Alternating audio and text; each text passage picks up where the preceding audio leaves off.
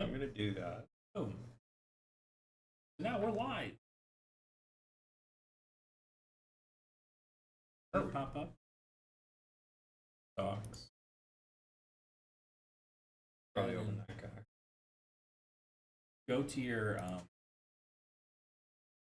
probably refresh. It should also be popping up on your channel. Okay.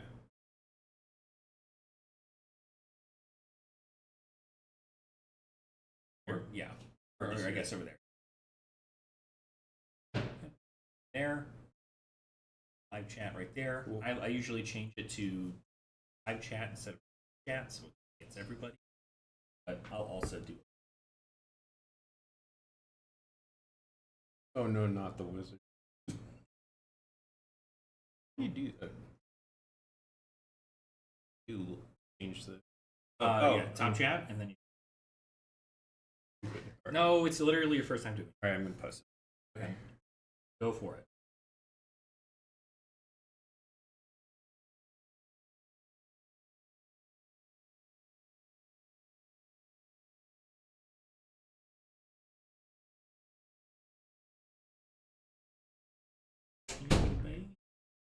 Hey, hi, internet.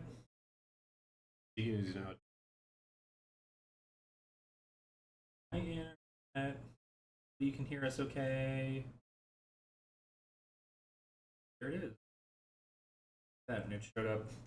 So this is the thumbnail that it currently took. The how to Kano. Oh, you see it. Oh, good. Oh, hush now.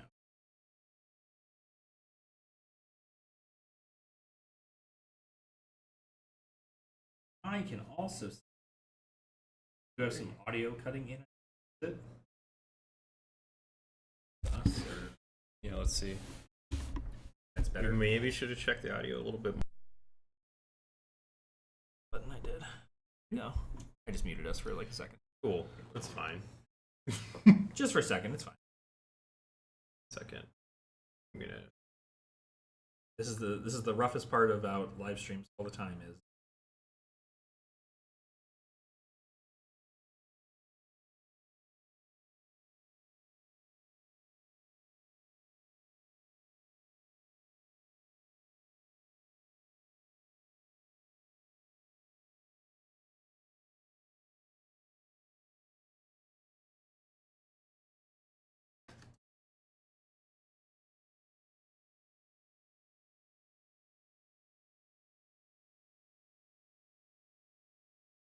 Wish there was just a. There probably is, and I'm good, but I wish there was a button. Maybe open your noise gate a bit more. Okay. I'm gonna figure out how to do that real quick. Hold on. Give me a sec. Okay, I'm doing the right one. I mean, you could also there should be dials Filters. on the back of this thing here. Noise gate. I think this game.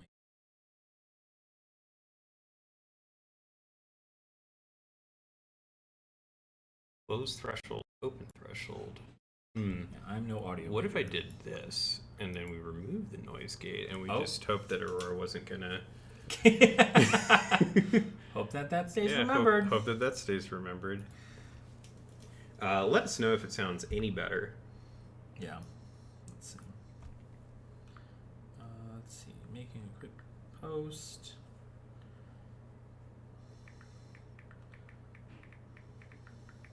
So much. Good. Nice. All right. Great. Yay. I just removed the noise gate. I don't know how to fiddle with that. That is above my pay grade. Yeah, not even try. If you hear us making like some horrible noise, you have background noise now, but who cares? It's not cutting you off. Okay, Perfect. that's cool.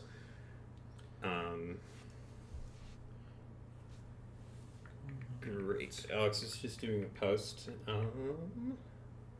Yeah. Yep. Just getting this out here real quick, and then I should be all set to go. Yeah, then we can kind of talk about what this stream is after you do that. It's a bunch of degeneracy. And only that.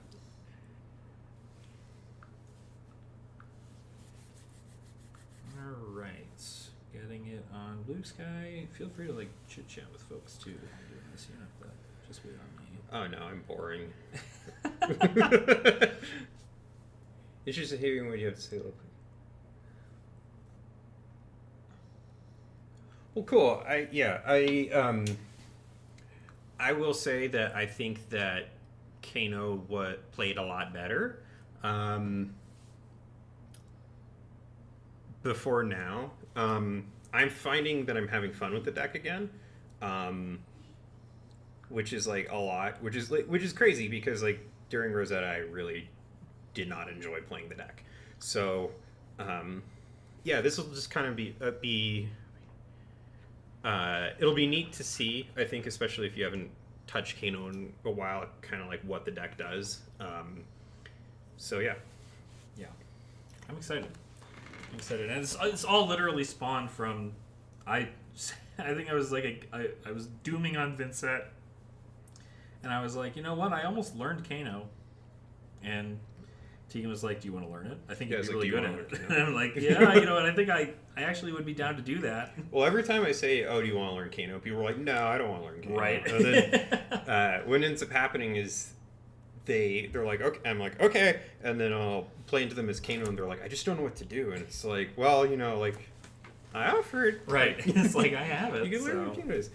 All right. So, hi. Welcome to the stream. It's me, Tegan, and this is our friend Alex from Ash and Wings TCG. Hello. Yeah, as we were saying, I think it was at Armory. Yeah. You said, like, you were dooming about Vincent, and I was like, oh, you want to learn Kano? And you're like, actually, yeah, that would be cool. And I was like... Back during the best time to play Kano, heavy hitters, I almost did it. Yeah, that would have been... that would have been really good. That was, like, actually the best meta for Kano, probably ever. But yeah, I was like, okay, well, like, if you want to learn, I can kind of teach you. So I put together a PowerPoint that's not very good because I don't know how to do PowerPoint. I just know how to make the videos. And we're gonna... So what we're gonna do is go through the PowerPoint, and then Alex is going to play some Kano games on Talishar, and I'm going to coach him on like how that's supposed to work and what he's supposed to do. So yeah, hopefully this goes well. If we see Prism, I'm going to have him play it just so he understands how bad that matchup is. But yeah, without further ado, I guess let's get going. Yeah. If you have any questions or comments in chat, I have it open to my right. So if I'm looking off there, I'm reading chat. But yeah, let's I guess get going. Yeah. So let's talk about table of contents here. So I've got 6. I've got why Kano, card choices, matchups, sideboarding, then Kano math, which is kind of like a very nebulous section, and then cool stuff, which is just stuff that I remember being cool about the hero. So let's get into why would someone want to play Kano.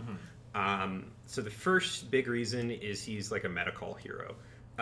So if you're like, let's say you're someone who like doesn't want to play the best deck, but you do want to play something that can beat the best deck, Kano might be for you. Lots of people end up just not teching for him because it's better to just tech for other decks. So like in this meta, would you rather have stuff for Gravy or stuff for Kano? It's like, well, I think the choice is clear. Right.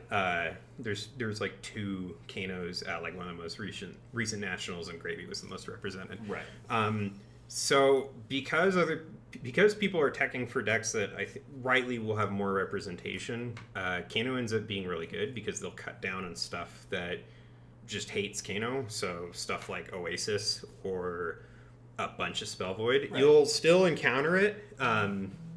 Like there's always going to be at least one person who has a bunch of Spell Void and other stupid crap, but you know that it is how it is. But that's how that's that cycle, right? Is that like if Kano is like somehow dominant in the meta, everybody brings all of their Kano hate, and then you don't see Kano as much, and so they cut all the Kano hate, and then Kano pops back up and wins like several events, and it's like, wait a minute. Yeah, you kind of have to like ride the wave of Kano.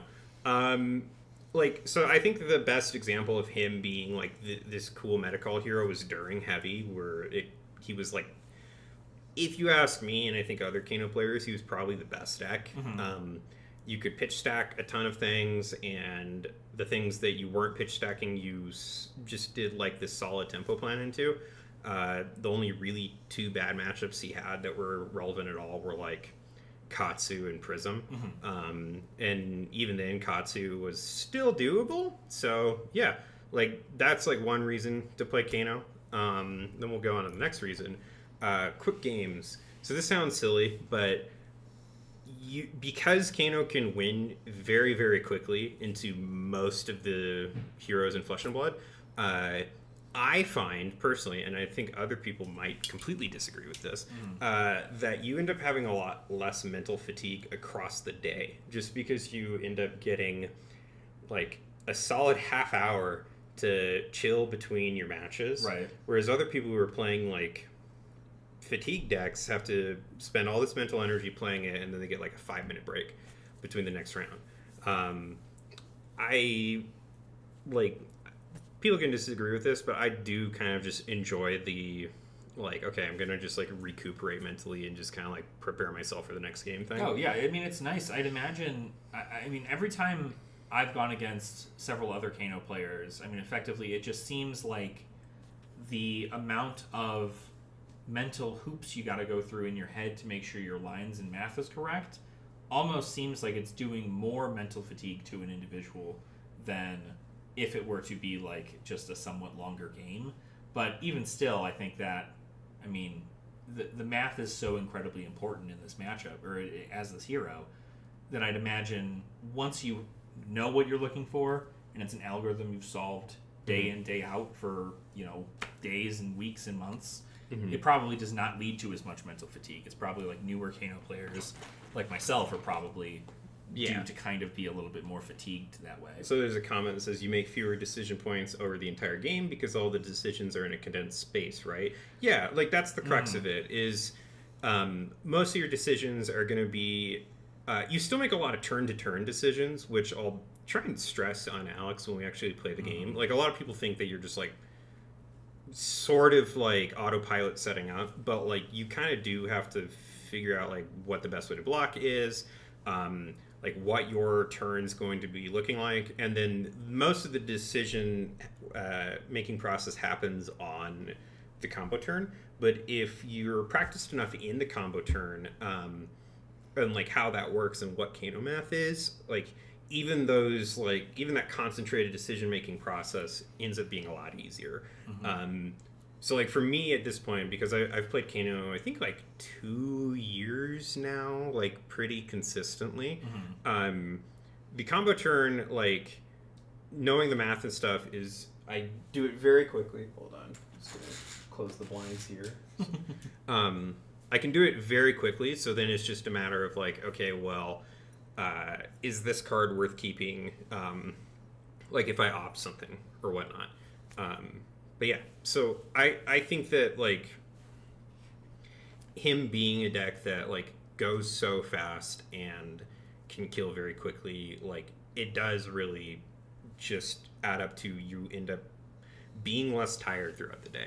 Like I did Nats, and day one of Nats, by the time draft happened, which I did poorly in, but whatever. But by the time draft happened, I felt great. Like I just come off of 5 rounds of Kano, but like I spent maybe about an hour like of actual gameplay, and the rest of it was just like, hanging out and like having some water and just kind of like getting my mental state together. And I think that's like undervalued. I mean, I think it was really, really great because, or at least from that standpoint, I know that's why a lot of people tend to prefer aggro games as well when they're playing something like an aggro deck, is just because they know their entire game plan is just send their cards in front. If they die, they die. Yeah. And like that kind of concept is great. And even when it was at Nats with y'all, and I think you like sat down for round 2, and I was like, okay, cool, everybody's gonna be a little while, so I'm gonna go, ditz around a little bit. And I think within like 10 minutes, You were back up by the vendors, and you were like, "Hey, I bought a box. You want to crack this with me while we're waiting?" And I'm just like, "What happened?" I was like, "Oh yeah, I killed the guy. I blew him up really fast." Oh. It's like, okay, cool. That's pretty sick. So. Yeah, if you think about Kano as like the ultimate aggro deck, like the fastest aggro deck in the game, right? Like it kind of like you kind of end up like putting them in a different perspective. Like, oh, okay, it's the same thing that they're doing, except the steps are sillier, right? For lack of a better word. But yeah, and then here's my third big reason to pick Kano, which is he's a comfort pick / he's fun. I didn't like type out a little comment on this, but I'll kind of self-explanatory. Yeah, I'll talk about what I mean by comfort pick. So like, I think a lot of players in Fab or just in TCGs have decks where it's just something that they know that they're good at, and there's like not much else to it. Like it's just like, I'm just gonna pick this up, like not stress too much about learning having to learn the deck or like everything. And like Kano's kind of like that. If you get good enough at Kano, you end up just being really comfortable on it. So like the combo turns end up being fine. Like the math ends up being like super fun. Like the only rough part comes from like some of your matchups are horrible. But whatever. Yeah. So like that's kind of why I play Kano a lot of the time, is just like, okay, I don't really want to like prep for CC that much. I'm just going to bring Kano, and I think that the meta will be fine for him. So I'm just going to bring a deck that I like and then focus on other parts of the tournament, like limited or helping like Aurora practice by like picking up other decks and stuff. So that's like the number 3 reason I pick it. And like Kano, I think as a hero tends to do a lot better just if you're comfortable playing it. So like you'll see a lot of Kano players have different decks. So, like their deck lists will be like ever so slightly different from the standard thing, and it's just like, well, they're playing that because that's a card that they like and it's in their comfort zone. So and then they having more success doing that. Gotcha. So yeah. Well, let's get into card choices. So this is 2 screenshots of my Kano deck. What I'm going to do is pull it up on Talishar, because I realized that zooming in on this is actually kind of not amazing. Ooh, come on. Stop. Okay, cool. Go over there and pull up Kano. Okay, so this is my Kano deck. We've got the stock standard 60 cards here. So we've got our reds. We've got some yellows, Floodgates, Lesson, Sonic Boom. Then we've got 36 blues. Kano is a deck, you need a lot of blues. And the blues are kind of where percentage points are won and lost, for lack of a better word. So like let's get into like the reds first. So you've got Wildfire, Blazing Aether, and Kindle. If you've seen Kano at all at this point, you know about these 3 cards. The point of the deck at this point is you get Aether Wildfire, you send it to your opponent, you try and amp it as much as possible, and it will buff all of your cards that deal arcane damage that turn. So because this card works that way, what you can end up doing is doing like 3-4 spells, plays Blazing Aether, and this will come in for like 30 something damage. So those are the 2 standard ones.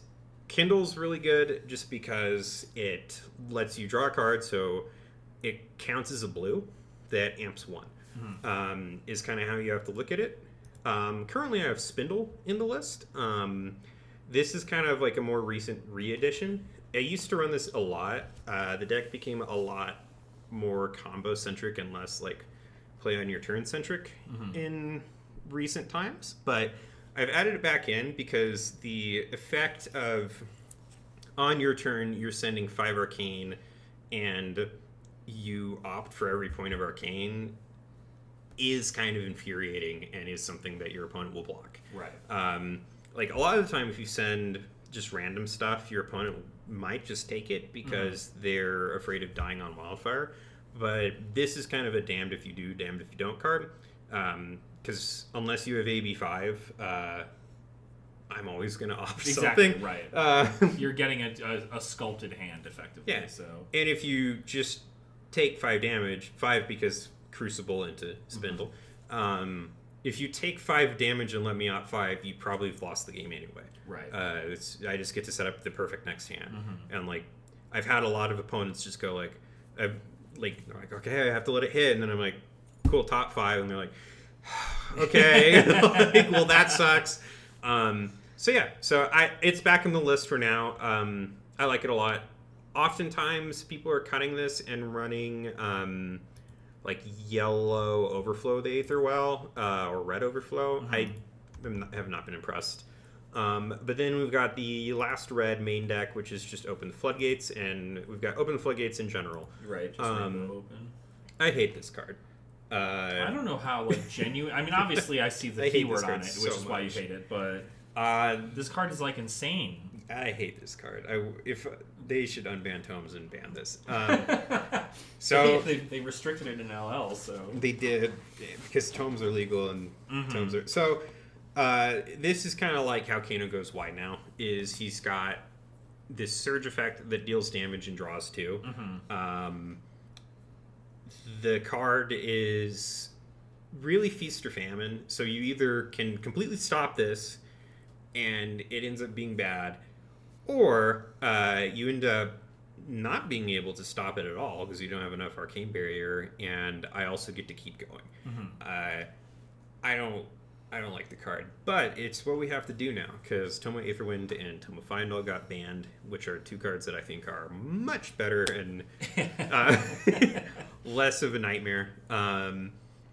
But yeah, you run 9. It just the upside of it is really good on a combo turn. Like if Wildfire hits for 4, right? Like even this, if they have AB3. This will still come in 4-5, and you draw 2 cards, and sometimes you can chain these together. So you run it. It's kind of like the main combo extender. Then we got our 2 yellows, so Lesson in Lava, which is a tutor effect that tutors to the top of the deck. So the standard classic Kano line would be you do Aether Wildfire, Lesson in Lava, put Blazing Aether on top, banish Blazing Aether, have that come in, deals about 39 damage if you pump everything, and your opponent just takes all of it. So yeah, like at this point, the classic Kano line is just not as damage efficient as it once was. So because you have like Kindle and Will of Arcana and Open the Floodgates, at this point you usually lessen to find a combo piece. So you'll lesson to go get Aether Wildfire, lesson to go get Kindle. Sometimes you'll lesson to go get like Gaze the Ages and just opt more. We've got Sonic Boom. Sonic Boom is a card that people think is a lot scarier than it actually is. So on the combo turn, this card's nuts because oftentimes it'll just go like, okay, it'll hit, and then if it hits like Open the Floodgates, you send that and you get a free draw 2. If I send this on my turn, a lot of the times people like really fret about ABing this, but there's not a ton that I hit on my turn that's going to make this scary. The worst thing that could happen is I hit this or another Sonic Boom into like Blazing or something. One thing I guess for people who are playing against Kano, if you have a Kano and they're sending Sonic Boom for 4. They've like pumped it with Crucible and they're sending it. And you only have AB2, just don't bother. Most Kano if not all Kano decks at this point, like their castable castable spells cost 2. So what you're doing is you're just preventing damage. It's still going to happen. It's still going to get the discount, which is like the best part of this, and then you're going to have to deal with some other things. So AB2 here, it hits this, and then 4 arcanes coming at you. And there's not much you can do about it. what's neat about this is you can just it's any wizard non-attack action. So if this hits for 1, I can still banish that spindle and just pay 1 to play it because it gets discounted. So yeah, like I think it's a great card. It's one of my personal favorites. Not nearly as scary on Kano's turn as it is on your opponent's turn because of the wildfire effect. Right. But yeah, like it's also just a solid like I mean, it's good. extender. I mean, effectively, you're getting to the point where you're almost always going to have it pumped in, even if you don't like. If it's just damage, I know most of the time, at least like my own personal Kano knowledge, is that people care to block Aether Spindle and Wildfire. Yeah. Those are like the 2 cards that it's like if you're going to pitch anything to AB or pop anything to Spell Void, it's going to want to be those 2 cards specifically. So like Sonic Boom being able to just go, okay, cool, let this hit, I get to do Kano for free. Like that's pretty good. This this card also is one that if you can get this to come in for 1 damage, it's okay. Yeah. Just because you can't get Wildfire if it comes in for 1. True, yeah. I guess. You could get really punished, and they could end up just getting Kindle. Right. And if you see that sucks because that means they probably already have Wildfire. But yeah. So those are like the main damaging cards, and then from here on out, it's blues. And boy, are there a lot of blues. A lot of blues. So we got blue open the floodgates, which we talked about. There's a few of note to talk about, and then the rest are filler. So we've got the Fables, so I and Will. They're bricks off the top with Kano, and they're bricks off the top with Sonic Boom. The upside is so high with these, though, that it's completely worth it. Yeah. This is Kindle number 4 because it's a blue that amps, and Kindle is, because of the card draw effect, a blue that amps. Right. So if you Kindle into Will, that's amazing. Like, cool, you've gotten 2 Kindles. Eye of Ophidia is a card that, I mean, this is the reason I play Kano, is because I opened an Eye of Ophidia, and I was just like, let's put Kano together, right? This card sometimes says when you pitch it, win the game. It used to say that a lot more back when Tome Throne was legal, right? Because occasionally you're like, okay, well, let's see what's on top, and it's like, oh, cool, like banish tome, draw 4. Draw 4. But even still, like what this does is it guarantees a blues on top for Ragamuffin's hat. It guarantees, like, you can sometimes just find Wildfire on top because you activated Kano because the opt happens first. Right. Yeah, it's great. I love Eye of Ophidia. There's someone a while ago like kind of calculated some win rate stuff and found that like if you for some reason could afford a tunic or an eye but you couldn't afford both in this hypothetical, you get more win percentage for Kano off of eye than buying the tunic, which I think probably still is true. So yeah, I think that if you don't have eye, it's very playable. You should probably get Will. But yeah, like eye makes the deck so good. Then you've got your potions. So you've got 3 energy potions, which gives you resources. On the Kano combo turn, you need a lot. You've got a Ruby Amulet, which is Epot number 4. Sapphire Amulet, which is Int Pot. At least that's what I've been calling it. I like it. I think it's pretty good. I've had a little bit of trouble with it because the buff is at action speed. So if you play it out, you have to wait a whole turn cycle before you can play it. But it's still very strong. So like the +1 in Int does make some of the sequencing a little bit harder because 5 cards, getting them out of your hand for like Ragamuffin's Hat or Kindle can be weird. But the +1 effect ends up adding like essentially like an Epot and a half to the combo turn. So it's like completely worth having. And then you got Potion of Deja Vu, which is the probably most interesting card in all of Fab. There's a lot of ways to use Potion of Deja Vu, but mostly what you're using this for is you're pitching stuff to Kano that you're going to put on top and then banish. So it could be all sorts of things. So like you could overpitch to Kano, pitching like Wildfire and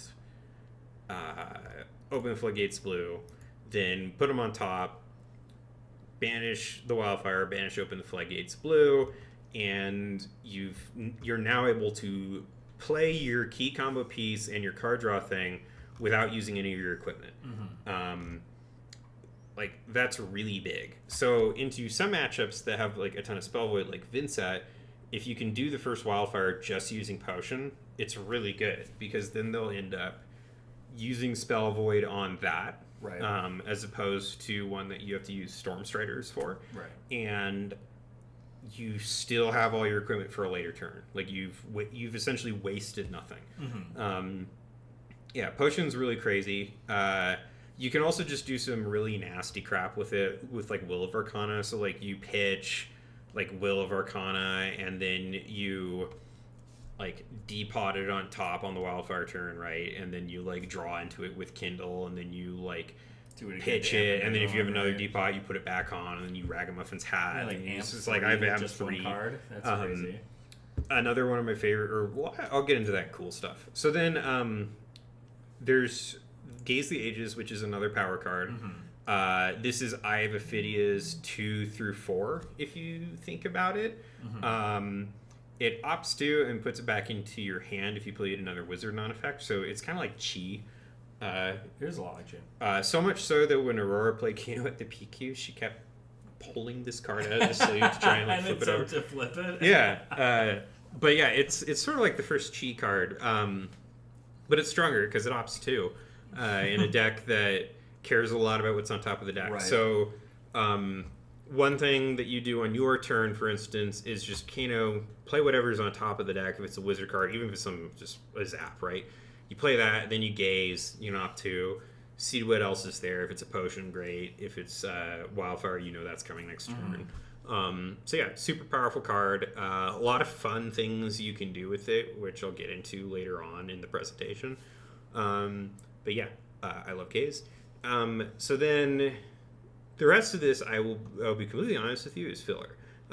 So it just happens to be a blue block 3. It's right? a blue block Kinda. 3. This is probably the least filler because the surge effect sometimes gives you an e-pot. Right. But it's not as important as this, which draws 2. The only one that's like kind of not filler is Destructive Aether Tide. It can be annoying. So like if you see this on your turn, yeah, Kano. Yeah, hell yeah. So if you see this on your turn and you just send it and you pump it with Crucible, then and your opponent has an arsenal, and it's just like, oh, well, cool, I have to block this blue for 2. Right. That's great. Yeah, so I like it just so, like, I've assumed that this is never going to have the surge effect hit. Yeah. But also notably, I mean, like, that's where people tend to park things like Oasis Respites and stuff like that, right? Yeah, so then they have to, like, give a card to stop that. Right. Like, they're probably not going to give Oasis, but... or, yeah, so, like, it's fine. It's not amazing. It's also a 0 cost, so on the combo turn, if you, like, hit this, it's just like cool, like it's a thing I can cast for free. You just send it out. Like if it's got the wildfire buff, it's still like a significant amount of damage. So. This is mostly good because it says any target. The discard amp one, I think I've used 3 times, and it's always been on my turn. Just as like, okay, like this, I'm gonna make this lesson get wildfire by having it come in for 5. Gotcha. So it could be okay. Like there's like a niche case here. Prognosticate's pretty good on the combo turn just because it only opts 1, but you do get just like sometimes that can be the difference between winning and losing. Right. Like this is 1-me games, right? Aether Flare is another like fine card on the combo turn because it takes the damage that Wildfire applies to it. So if Wildfire hits for 5, this comes in for 6. Right. If this hits for 6, the next thing also gets buffed by 6 in addition to So the you 5 by buff by Wildfire. 11. Yeah.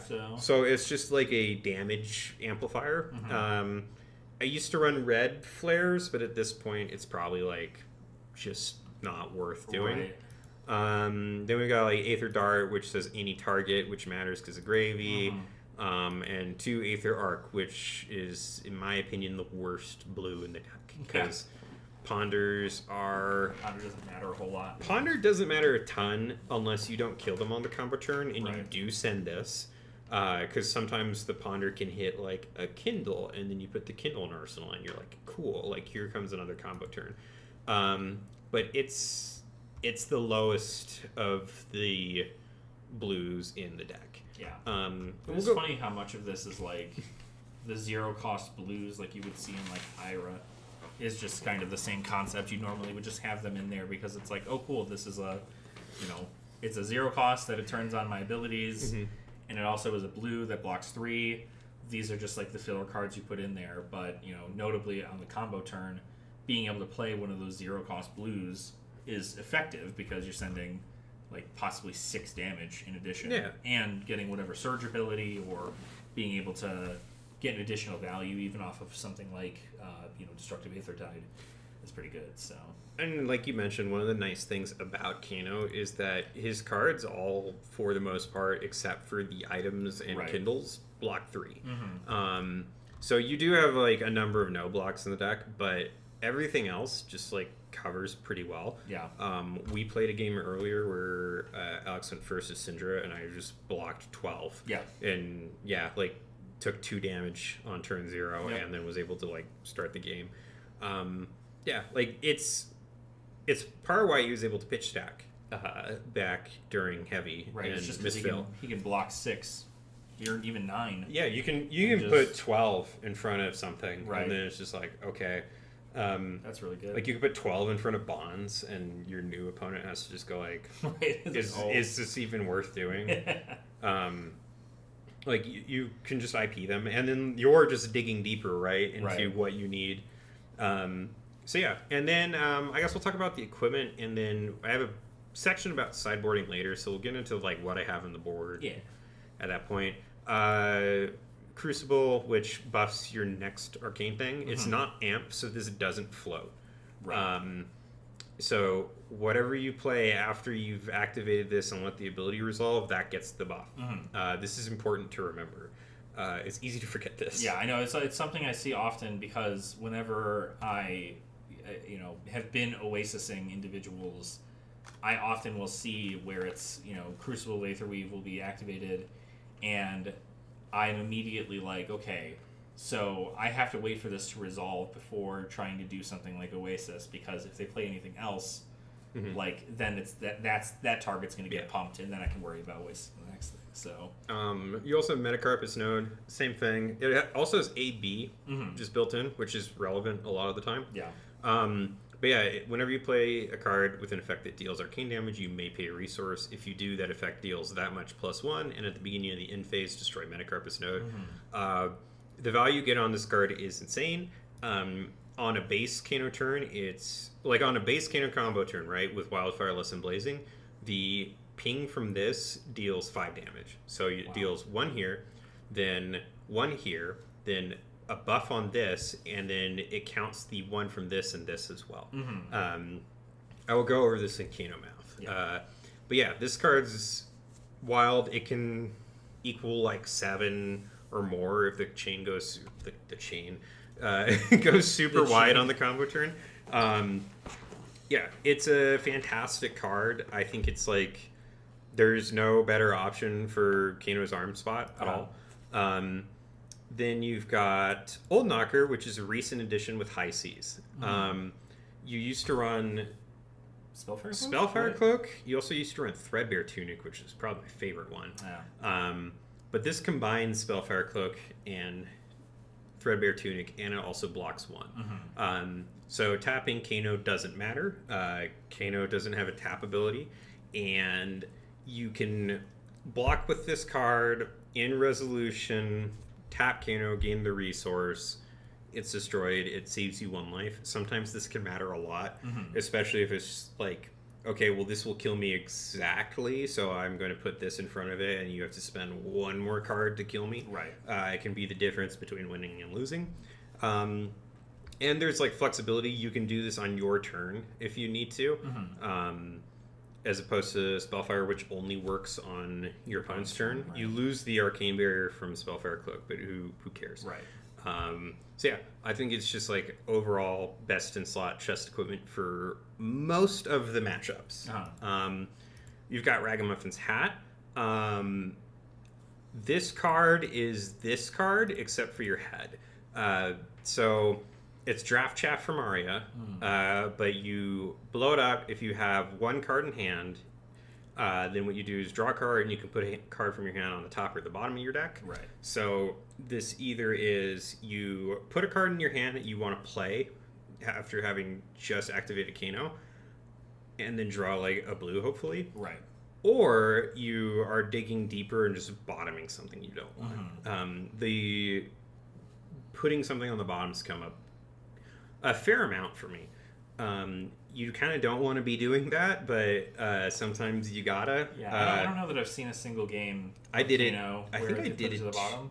I think I did it against you at Armory once. Really? Yeah. Put something at the bottom? Yeah, because I was like, "Oh, this is bad." Well, I mean, I think there was that one turn where it was pretty bad, but I don't think it was that. That was not that. That was not horrible. it. Yeah. And then Storm Striders, which is like maybe arguably the most busted piece of equipment they've ever printed. Yeah. You blow it up, and you can play your next wizard non-attack action card this turn as though it were an instant. Notably, activating this means that you have like the opportunity to hold priority and respond to it. So like you can Kano and banish other stuff, and then like leave this just hanging out there so you don't eat the Storm Strider's activation. Right. So yeah, like super powerful card, has Arcane Barrier 2. So Kano has like just 3 just naturally. Just naturally, he doesn't have to sideboard in a bunch of like Arcane Barrier into decks if he doesn't need to. So yeah, I always tell people I'm also presenting AB3. Right. But yeah, so that's like the main cards. And then there's sideboard cards. I'm going to get to the sideboard here in a second when we talk about sideboarding. Yeah. But yeah, let's go back here. So let's talk about some of Kano's matchups. So I have a very helpful matchup chart here of what my personal opinion on Kano matchups is. And I'm sure someone's going to completely disagree with this. But I've got... very favored. So this is... I don't have anything as like an auto win. I think you can lose any matchup as Kano. Right. Like, never underestimate the deck's ability to just like hate you. Like, there is a decent amount of variance in the deck, but very favored is like you're expected to win. Most hated hero by far is Lexi. Nice Prism. Yeah, we'll get to this. So yeah, so all these guys are too slow, don't have the ability to run enough AB. If they don't have enough ability to run AB, that's rough. If they're too slow, you can just play out every potion in your deck and they die. Right. You can even pitch stack them. Katsu's in very favored at this point. He used to be like one of Kano's worst matchups. He just hasn't kept up with how fast Kano's gotten. Yeah. You could still get Dishonored, which sucks, but like he just doesn't have it anymore, right? And notably, I mean, again, like you mentioned, you block really well. Yeah. So like you only really need to block. Well, you don't block him anymore. You just kill him, right? Because you can make Qualifier come in for 8 now. Yeah, true. I guess. So, right. so it doesn't matter because AB2 and Oasis. But yeah, so this is just like if you see Kano, that's rough. That's real bad. Then we got favored. So this is already out of date because Dash just LL'd. But you've got like Levia, Victor, Verdance, Jarl. They're only favored and not like very favored because these are all matchups that you can lose to pretty easily. Like Verdance has like counterplay. Jarl can just ruin your day with blowing up your stuff. Victor sometimes just kills you.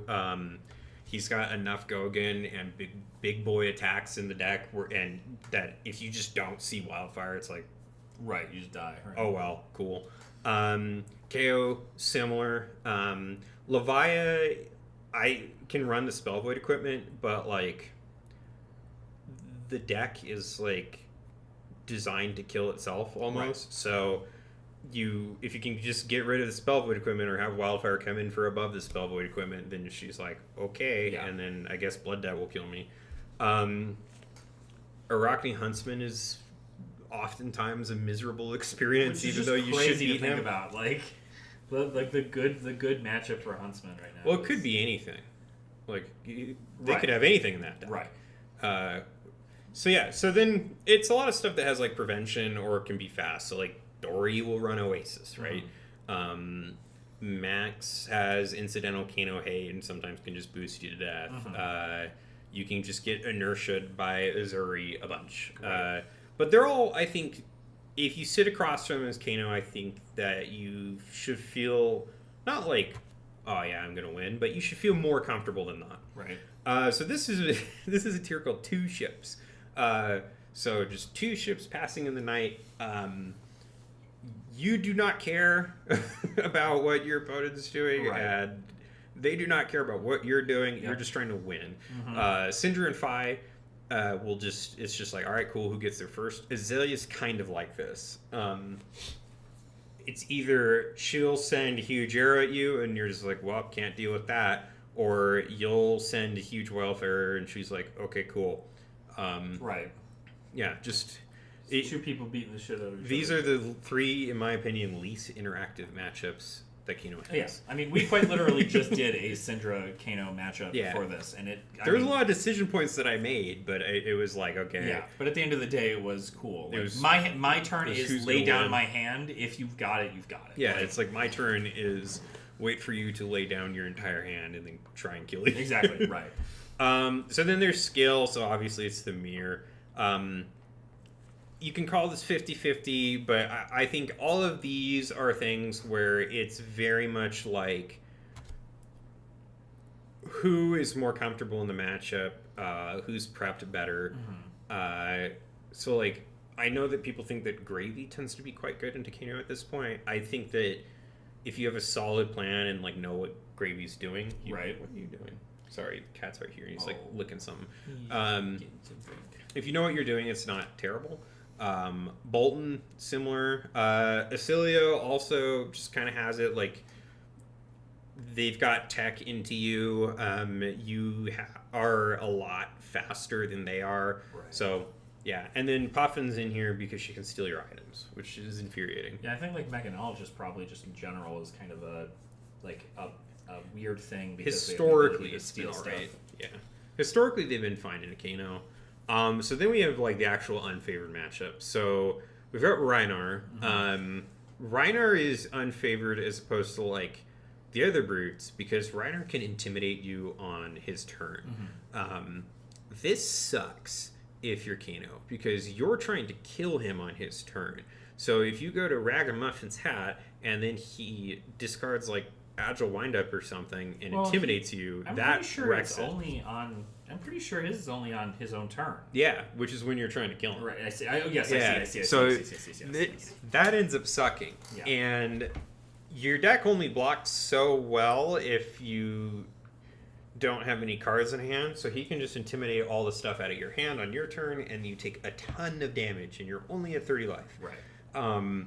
They also just incidentally sometimes run Oasis and other weird shit, and that sucks. If I sit across from Rhinar, I'm kind of like, oh, that's great. Then there's Dash.io, which can be a nightmare. She's worse than any other Mechanologist because she boosts, but then they also have like 12 separate items that you've never heard of before. Yeah. That all like hose Kano in very like specific and unique ways, like force field. Like Signal Jammer, right? Yeah. Or just like some other shit, and you're like, "What is this?" And you're like, "I didn't even know that was a card." That's how I felt with Dissolution Sphere. That was a card that I was just like, "Yeah, I found out about that," and I was like, "Are you kidding me?" Like, I hate mech. So that's. The worst part about her, though, is that she can play this off at instant speed. Right. So when you play into Dash.io, which is like, it's still winnable. It's not like, Null Time Zone's also kind of annoying. That's specifically from hand, though. Right? No. Is it? You can't pitch or play the card. So can't yeah, pitch or so play yeah, the I get card. it. So yeah, so but if they choose pitch, Pull up Null Time Zone. Let's see what the actual card says. let's see. Let's go to February. Because that can be annoying. Because I'm pretty sure they name a card and that card can't be pitched or played. I know it can't be pitched. Let me see. I know I've had Vincent players tell me like, oh, it doesn't affect my Banish Zone stuff, and it's like, what? Oh yeah, right. All right, let's see. No time zone. Do do do do do do. Loading it up. Where's my phone? Well, There it is. let's play from hand. Let's see. When this enters, you're going to name a card. The name card can't be pitched or played from hand. While this is Okay, yeah. So so it notably doesn't affect the Banish Zone or Arsenal, which is good. But like if you name Eye of Ophidia, Right. I have it. It's like okay, cool. And I don't think you get a chance to respond to the naming. So no, you'd have to pitch it before it resolves. yeah, but that card's annoying. I hate mech cards. Every mech card is the most annoying. So then we have like 3 tiers of just like how bad, and then we've got slash tires and parking lot tier, and it's Prism.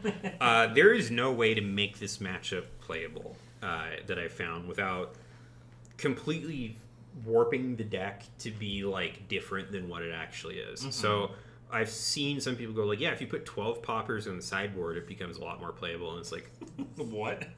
It's like 12 poppers. The Burn Bear card doesn't really help at all. Her attacks are too strong for you to block properly. A lot of them come in for 7. Mm-hmm. She has built-in Spell Void 2, AB 1, and Ward 1 with Empyrean Rapture, which sucks. The Angels can ward 4, so if you're not killing her fast, then it gets worse. She can make Spectral Shields, which make life worse. And then on hit, it's usually like the worst thing ever, because it'll be like you can't play cards from your Banish Zone, or like make a Spectral Shield, and all of them say go get an Angel. Right. And then a lot of them some of them have Dominate, like Herald of Erudition, which like sucks. So the best shot that you have into Prism is you need to win the die roll. And you choose to go first, and then your hand is something like Depot, Eye, Blue, Wildfire. You pitch the Eye and you see 2 potions, and then you banish both the potions and play Depot, and you Arsenal Wildfire, and you draw into hand of like Kindle, Blazing, Open the Floodgates, Gaze. And your opponent like pitches like 2 reds to send a red or something. Yeah, that's like very, very specific in that situation. So also, even with Popper Heavy, Herald Second kind of helps. Yeah, so they got another card where it's like, okay, poppers don't matter. Right. So it's just, if your meta is full of prisms, like in Colorado, we have a lot of people who play Prism. There's a lot. I don't bring a lot of Kano to armories here just because it's like, well, there's always a Prism, and it's just not very fun to play. Right. It's like not a real matchup. It's if you think that Prism is going to be highly represented at an event, don't bring Kano. Mm-hmm. If you think that people aren't going to be playing her, though, like, I mean, notably, he's got solid stuff in the rest of the field. Right, like even just looking from like 2 ships and up, I mean, that's a good amount of people that you're able to beat. I mean, you see a lot of these heroes in the meta currently, and while Prism is very popular and always has been popular, the fact like you're not going to tech your entire deck into one specific choice, especially when it's so difficult already to force that matchup in your favor. Yeah, there's like, I forget, I think it might have been like Reed Duke or someone. It was like a Magic Pro, but they wrote about like the theory behind sideboarding, and like one of the things is, well, would you rather put cards in your sideboard to make a 90-10 matchup 85-15, or would you rather try and get like a matchup close to 50-50 to have an edge? Right. And with Kano, what you should do, and I think with most decks, in my opinion, is put in cards that make matchups that are close favored. Yeah. That's what I do in my situations. Yeah. I don't tech for my absolute worst matchups. Like if I get posted to get if somebody comes up to me and they have my worst matchup, I go, okay, cool. I'll fight you for 15, 20 minutes, and if I lose, I lose. Like, well, I mean, it's also why you see things like people like Fang just like, I'm not going to play AB, I'll just play some Spell Void, and if it happens, it happens. Yeah. It's just like, why bother when you're probably going to play into other decks? Right. And that's just how, decks that are meta calls like Kano, Mm-hmm. or even Teklevossen. Teklevossen's another, I think, solid example of like, if you have a good read on the meta, you can find success with him. You just gain a lot of percentage points because people aren't going to tech for it because there's not a good enough reason to do it. Yeah. And so following that logic, don't even bother. Like, you're not going to solve this match. Right. The LL system will solve that matchup. Yeah, so we got sideboarding now. So this is like the standard board, which we've talked about before, so I'm not going to spend too much time on it. But then we got Big Spell, so I'm going to close out of that and then pull it up over here and go to Big Spell. So we've moved some of the cards from the sideboard into the main board here. Notably, we're running Tunic because Big Spell cares about your big spells, so your 1-for-4s. What you do with Tunic here is you're playing a game that's a lot. You're not playing a game where you're trying to kill your opponent by turn 3. Standard Kano board, you're trying to win by turn 3. Like, you're not like randomly winning. That's hopefully the turn that you're just like, okay, it's either I've won or you're at 4. Right. This is for matchups that are slow and steady. So you bring this into like Verdance, Florian, Jarl, stuff that takes a bit longer, and you send big spells on your turn, and you Waning Moon on your turn, and it's very efficient. Very Icelander. And and then they AB on your turn, and you try and get them just low by doing that. Right. And on their turn, you kill them with a wildfire, and your wildfire can hit for a lot less if they're at like 18. So that's what you're trying to do here. You're running your 1-for-4s, so Eternal Inferno and Photon Splicing, because they say any target. The search on this does not matter. I've had it matter once, so it actually does come up with Gravy. Because you can hit. Because you can deal 5. If you banish this off the top, you can deal 5 to an ally. Into Gravy, you don't run Waning Moon. And then it goes into Banish, and you can use your action point to kill another ally. So it ends up like this card's quite good Kano there. Is so good now. Like he's still bad. But he's good. He sucks. Specifically into ally decks. I mean, that was like. I know, like, we've talked about the Dromai Kano matchup for a while. That was 2 ships. That was, exactly. That's kind of a 2-ship situation, but, like, I've always felt so incredibly favored because Wizards did not have the ability to just be like, cool, this card's going to target your dragon, except for Aether Dart and Singe, which was terrible. Dampen. I think Dampen is the other card that, like, Dampen's it's like so bad and that it's I like, cut it. It's like such a bad fucking card. It's such an interesting thing because, like, initially it was just target hero, and so effectively, if you just got to go, okay, cool, I'm going to play something that allows you to not really mess with me, and it's like, oh, okay, I can't clear your dragons, I can't stop this onslaught, I die. My favorite thing to do if, like, opponent landed a turn 0 Thamai was like, if I hit less than a lava at the top, you just go get red Aether Dart on your next. Then it's like, cool, it goes to my turn. I draw up. It's like great. Like turn 0 happened. I draw up. It's my turn. Kill your Thamai. Right. I've done that to someone, and they had like the shocked Pikachu expression of like, how could this happen? And I thought this was free. I thought this made the matchup unlosable, and it's like, you thought, but it stops you from getting comboed. But like that's what the dart is for, is to clear that. So we're long past the days though of running red Aether Dart. Right. Thank God. So this is kind of like what you're doing into slower decks. Into Gravy, I run this, but I cut Waning Moon and run Crucible just because he does have a lot of prevention, and you're not really waning mooning him. You're using these to clear allies that are like important to clear. So Sawbones, if you have to, and they also just if he doesn't have allies, it deals a decent chunk of damage, and it's taking cards out of his hand if he wants to AB. Right. So then you've got the mirror. So this is the mirror. I'm running Wounded Bull in the mirror. That's so good.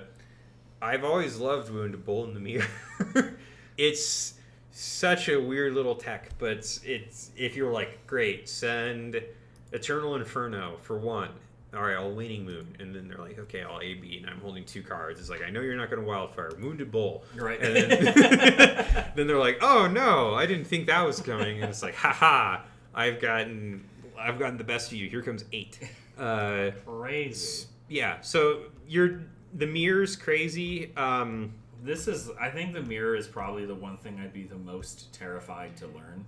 Just because it seems so like if we see it on first person to shoot Talishar, loses, right? if we see it on Talishar, we're gonna dodge that today. Maybe try that in a different. Yeah, stream. we'll do an advanced stream of that later if I get some more stuff. That's like actually hard. I'd rather lose my 1090 into Prisms than try to determine what the Kano matchup looks like. That's like if your opponent knows it really well and you don't, it's so rough. Oh yeah, absolutely. They So take full advantage of it. This is what I got in the sideboard. So there's 3 cards I don't have in these matchup pre-made things because I forgot. But you run Scour into Rune Blades, so you run into like Vincent.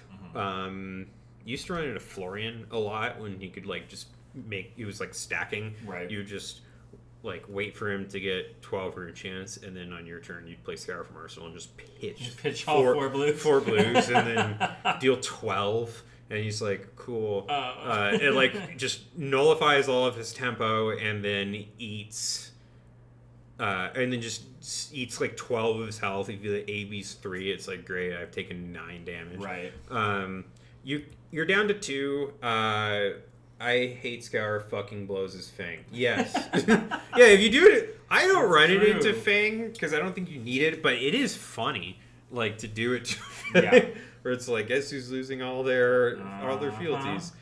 So yeah, you run it into things where it makes auras. Personally, you don't run it into Prism because her auras cost 4. Right. And this cares about tokens or auras with cost 0 controlled by target hero. And if there's enough spectrals on the field to the point where this is good, then you're already losing that matchup, and this is not helping. Yeah. And you probably should have scooped it up a while ago. So then Imperial Edict is the last card. It's the card I board in the least. You run this into slow decks that have weird prevention effects. So I played into an Arachne Huntsman recently, and I ran this because it's like, well, this deck sometimes just has a bunch of Oases in it, and this means that I can play it off the top, and on my turn when it's like, okay, cool, here's where I'm going to go for Wildfire, I can just say this, and it... This is your null time zone. Yeah, it's kind of a null time zone.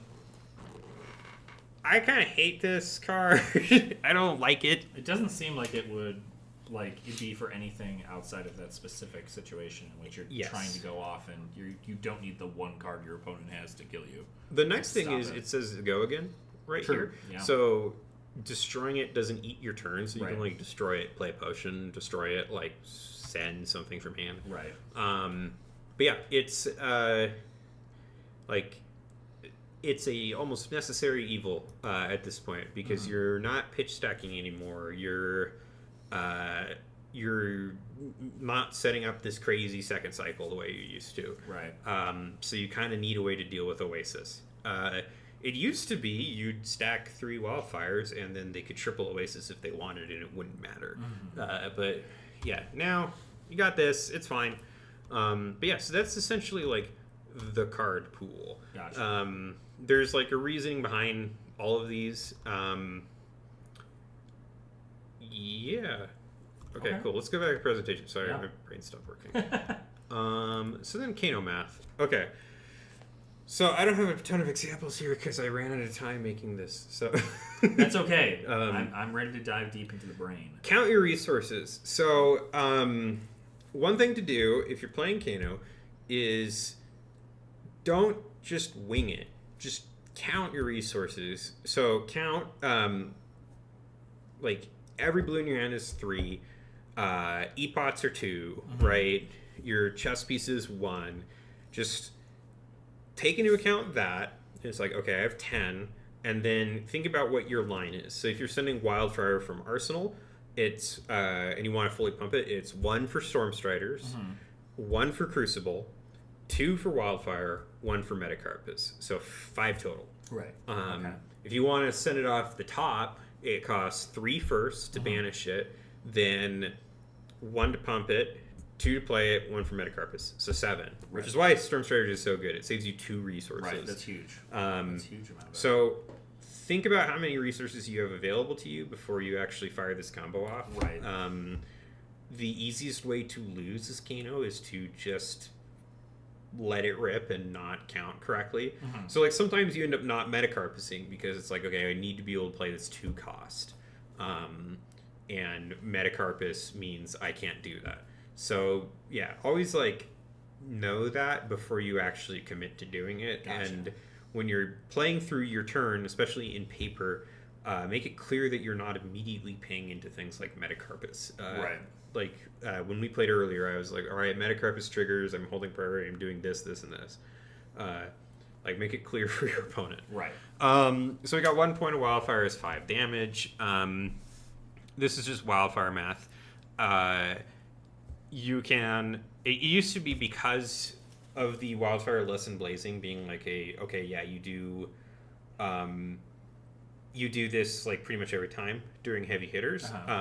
You could easily scale it, right? So if Wildfire hits for 6, then Lesson hits for 10 because you metacarpus it and it gets buffed by Wildfire, then Blazing Aether comes in for 10 plus 6 plus 6, which is 12 plus 10, 30, or is 24 plus 10?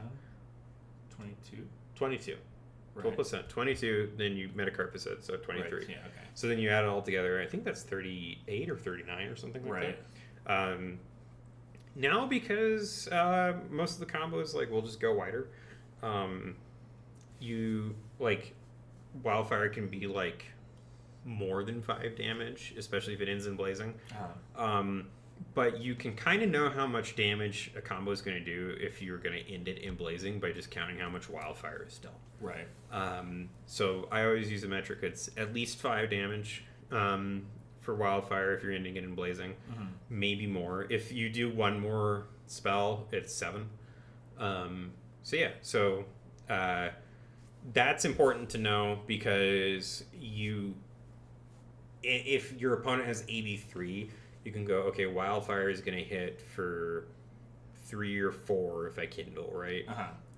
So therefore, my opponent needs to be here in terms of life total. So this is how much damage I have to send at them.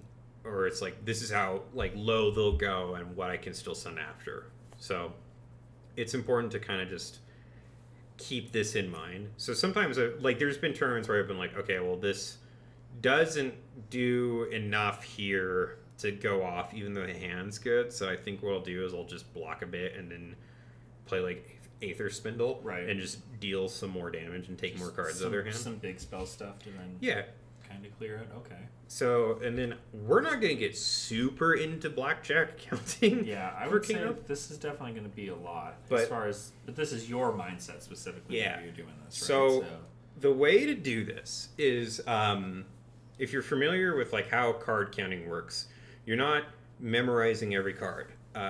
You're keeping an internal count of what cards you've seen. So the way you do this in Kano is you assign blues to be like plus and non-blues to be like negative, or vice versa. So if you know you have 36 blues and 24 non-blues, then you can say, okay, this starts at positive 12 because 6 additional, 6 minus, there's a 12-point difference. Right. And so because you're positive, you're more likely to see blues. And then every time you see a blue, you subtract from the count.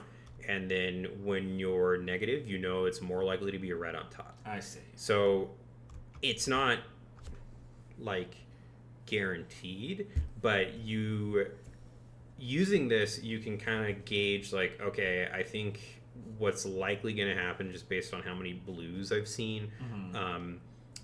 You know that like drawing off a rags is probably safe, right. or that you can banish something off the top and it's going to be one of your like good red hits as opposed to like this guy. Right. So there is an article about it. I think I'll like link it in the description later on this site called What Would Kano Do? Right. Where Drop Maw kind of talks about how he does it. And it's like, it just gives you like a little bit of like edge. It's not memorizing your pitch stack. That was something you used to have to do, but you don't really need to do it as much anymore. My deck is like, you're not supposed to pitch stack with mine. Well, because like, and how much does, I mean, by the time you're sending a Lessons in Lava, are you pretty guaranteed into knowing what you're looking for at that point? Or is it, because obviously you shuffle afterwards, so you're I guess like count is a little bit off comparatively, but you've still seen the cards. Still seen the cards, so still. I see. I still think it's still like, okay, cool. I've seen this many. It matters. Like if you lessons, maybe it messes up the math. Someone says, honestly, this is reasonably good for any blue heavy deck. I've applied the same thing for playing Flooring with Tome of Harvest. Yeah, like if you're playing a deck that cares about drawing off the top, give it a try. Like, just track blues, and you can just do this simple count and like just get it in your head of like, okay, I know that it's likely that there's a blue on top because the count is like positive. But I've seen so many blues that I think drawing here is rough. Like, you could probably do it in Gravy. Right. Who's got a lot of blues, but he also has a lot of yellows, and you don't really want to draw yellows off of gold. Right. So it's effectively, it just comes down to the point of like, if you've seen more blues recently, then the odds of you seeing a red is sooner than later. It gets right? higher. So that's like, I also don't always do this. A lot of the time I'm just like, yeah, I don't know, I've seen a bunch. Right. Or like, I haven't seen Wildfire yet, so I bet you that's on top. And then it is. And then it's there. Summons itself. The amount of times I've won a game because it's like, I haven't seen Wildfire yet, so I bet you that's there. And then I like Kano into it. I'm like, sweet, I'm the best. I'm the best player. That's how I'm always. I think that might be what it comes down to, because that was always my understanding. Is I've seen. I mean, obviously, our recent game that we just did, where you the friggin' Aether Spindle for 10, like that's one thing. But there were turns in which like we've gone against each other, and you've just had it. Like, yeah. And I'm just like, how in the world, without sculpting the top of your deck, are you so confident that this is definitely what is coming up? And I guess this makes sense in regards it's usually like a gut feeling of like, okay, I haven't seen this card at all. Like, right. When I play him, I'm like keeping track of what I've seen, which you should do. Any deck you play, you should like keep track of what your power, if you've seen your power cards, right? Or how many you have left in the deck. But it's like, sometimes it's just like, okay, like, I know that I've drawn just the dog shit parts of my deck so far. So, and we're about halfway through the deck, so there's got to be something that's coming up that's okay at least. Like, and that's kind of how I operate on it. I don't always do the blackjack thing. Sometimes I'm lazy and I just don't. I'm just like, I don't want to think about it. But more often than not, like, I'll just go like, okay, cool, and it helps. It definitely helps a lot. And yeah, give this a shot. But yeah, so then cool stuff, and you can tell I really ran out of time on this one. So this is just kind of like neat things about the deck. He's got a ton of really weird interactions. Like my friend Scott calls it Kano privilege.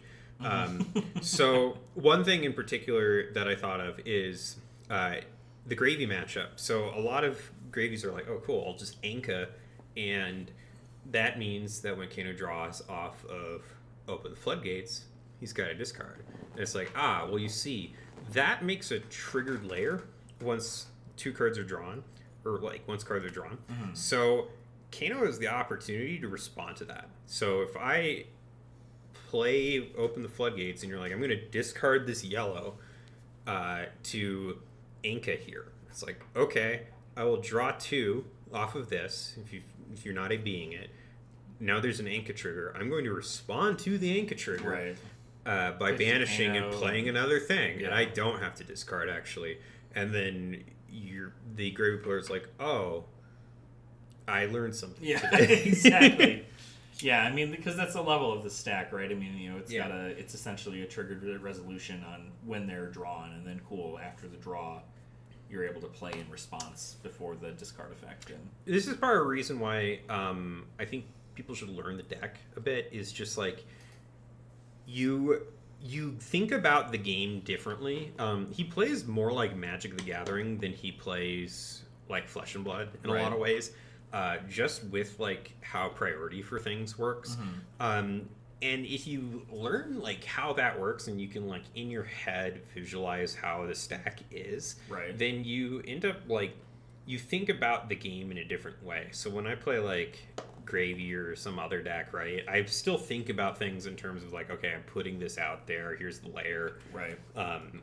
And like there's more and more instants are getting printed every year, so like it starts to matter more. And so like, for instance, I've had to tell a lot of people that they can't AB then use Oasis Respite. Yeah, that's something that a lot of people don't know. They're like, AB Oasis. And at Armory, I'm like, just so you know, in the future, Oasis first, because I have the chance to respond to it. Mm-hmm. Like, if you're at comp and your opponent does that, then that's rough for them. And this is sort of strictly because, like, if you're choosing to AB, you are finalizing that damage is due to come through, and that's what you're preventing. So you don't have a chance to do something like Oasis. How many Kano tokens do you keep in your deck box for tracking? 3. I think if you have 3 Kanos floating, that's about as high as it goes. I usually only have 2 Kano activations floating. I've never had 4. That would be crazy. I can't think of a world where that's right. Not even in like Tome Kano? No. In Tome Kano, if you pitch stacked it, you're just like, Kano, I know it's Tome, draw 2, Kano, draw 2. Yeah. Or you like let it resolve. But yeah, I keep 3 and a Ponder token in the deck, and those are my tokens. I wanted to keep Metacarpus nodes, like additional white border ones, as like Metacarpus node activation things, but that actually runs afoul of the rules. Correct, yeah. Because you're not allowed to use another like real card like that. So I wonder if they'd allow you to make like a token for it to represent it. That is like something that I thought about, but usually what I do now is I just move the Metacarpus node physically over. What else is cool about the deck? Yeah, I don't know. There's a lot of cool stuff about the deck. Depot used to be like wild. You should make mini tokens. That would be cool. Yeah, just a tiny little, just like a finger of the Metacarpus node, and just like pogs. Yeah, that'd be neat. Kano doesn't die to T-Bone, which is one of my favorite interactions I've ever had with the deck. Doesn't die to T-Bone? Yeah, my opponent had 4 T-Bones into me on turn 0, and they were like, this sucks. And I'm like, none of my equipment's breaking. Yeah. It's like, I can't even block the Threadbare Tunic. Right. Oh man, that was so much fun. I mean, notably, like, Old Knocker now probably is like the one that will die. Well, it used to be that you ran Tunic into matchups where the block mattered, so you run into it like Azalea if she went first. Right. Because, like, sometimes you can cover it, but now you have Old Knocker, so it doesn't even matter. Right. I've never managed to win on turn 0, but yeah, I guess. He's super cool. He's got a lot of unique interactions that come up. I'm kind of just blanking on. This was going to be a way better slide. You can see that I'm like not prepared. But anyway, so now we're going to get into some games. So I'm going to have Alex play the deck, and I'm going to coach him. we'll answer questions in chat. Oh, I have like a maybe board. I'll very quickly talk on why I'm not playing this. Bad, doesn't pitch, doesn't matter, not going to help you into Prism. Old Knocker's better, target hero. I miss playing this, but like it's kind of rough and it sucks to banish off the top. I just don't like it. Spindle's better than this. Ruby Amulet and the Sapphire Amulet are better than this, although this is cool. Right. Runeblade's not very Now, oddly enough, would you play Clarity Potion instead of, let's say, for instance, obviously, if you're on a budget, would you play Clarity Potion instead of Eye? Just to, like, kind of do nearly the same thing almost? I mean, obviously, it doesn't activate when pitched, but... Good question. Personally, I think you should put, like, a blue 3 block in. Yeah. The block often matters more. You can, but I think that like having the health from just the block kind of does matter more. Yeah. Because the Clarity Potion is slow. Right. I think that there's an argument for it at least if you're on a budget, but like in the past it's been like, okay, if you don't have it, what do you do? It's like, we'll just run like a zap. Right. That's blue, and then you can at least block with it, and it's fine on a combo turn if you hit it. So yeah, but if you don't have Eye, I think this could be okay. Right. But it's better to have something that blocks 3. It's probably better to have something that blocks 3. Okay. It's best to have an Eye. Well, right. Yeah. It turns out if you have the good card, it actually is pretty good. Yeah, you should get Eye. Yeah. So we're gonna do. So also, I have a request. Yeah. Can I watch you do a game first, and then do a game? Sure, later? we can try that. Just so I just like see kind of like where. Obviously, I can't emulate your mind when this happens, but like to give me a little idea about like when I see a hand, what I'm looking for within the hand. Sure, we'll play just a game together. I was gonna record one because I'm bad at like expressing what I'm thinking when I'm playing, but just talk. I didn't want to record one because I was tired yesterday. Just kind of say like you certainly don't have to go into like depth, even if you can like layman terms it to be like, this is X math, like this is what I want to do at this time. Oh, it's Wilson, little tiny baby. He's so small. I love this boy. Put it back. Oh. You can chill. I'm sorry. So let's see if anyone joins. So yeah, if anyone has any questions about it, we're looking at chat. It'll probably be a bit before someone joins this. Most people don't like to play against. Yeah, that's fine. I mean, like, I'm genuinely like, I don't know. I'm a person who like, I don't care what my opponent is. Like, I'll normally play against them unless I know it is going to be like the sloggiest mash of my entire life, and then I'm like, all right, what am I looking like as far as time? I tend to not play into like. Okay, so personally, I don't play a ton of Talishar just because of the decks I play. Right. So I play a lot of Prism. I play a lot of Kano. I find that like playing both of those on Talishar can be miserable. Mm-hmm. So like people will just go like, great, oh Kano, and then they'll like open up Fabrary, and then they'll add like Rainbow Oasis and Arcane Compliance and like Spell Void and somehow AB5, and then they're like, I'm ready. And it's just like, okay, I don't want to play against. This can be rough. All right, I'm great. Curious. Yes. So, probably, I don't know if I'm going to win this. I would be willing to believe that I don't. So, let's see. So no changes in the sideboard. This stays. No changes in the sideboard. You're just trying to kill Dash. She goes too fast for you to. Deal with. Also, she's going first, so that's terrible. Yeah. Be right back. Hit you with the be right back. Like, no problem. Like, do I want to actually do this? We'll talk about the matchup. So back when we lived in Portland, we had a Dash.io player who made it her goal in life to try and just beat my deck, and like she had a really jank Dash.io deck, and the more she tried to beat Kano, the more the deck just became what Dash.io is. And it's like, yeah, you have a fine match. It's like, your matchup's good. Right. You don't, it's not bad. Running AB5 5 doesn't help. Just running AV3 and just attacking me. Literally just run really the good. items that say block the arcane damage. Probably pretty good. So I wonder if this Dash IO is going to have the misfire dampener. It probably will. Oh yeah, is that a good card to play? I don't know. Just a spell void too. Right. Maybe. And they might not have it. If they have it, that sucks. So the be right back. That's so silly. They better not be stream sniping. Could you imagine? That'd be Could you imagine the one Talent Shark game? They're like, oh wait a minute. I don't. That's got to be Tegan from if they are whatever, I don't care. Like, what in the world would that be? That'd be really funny. To an already like fairly favored matchup into them. Okay, so ooh, that's cool. Bracers of Belief. So, depending on what they're gonna do, I'm gonna hit him with a good luck, have fun. Yeah. Good luck, have fun.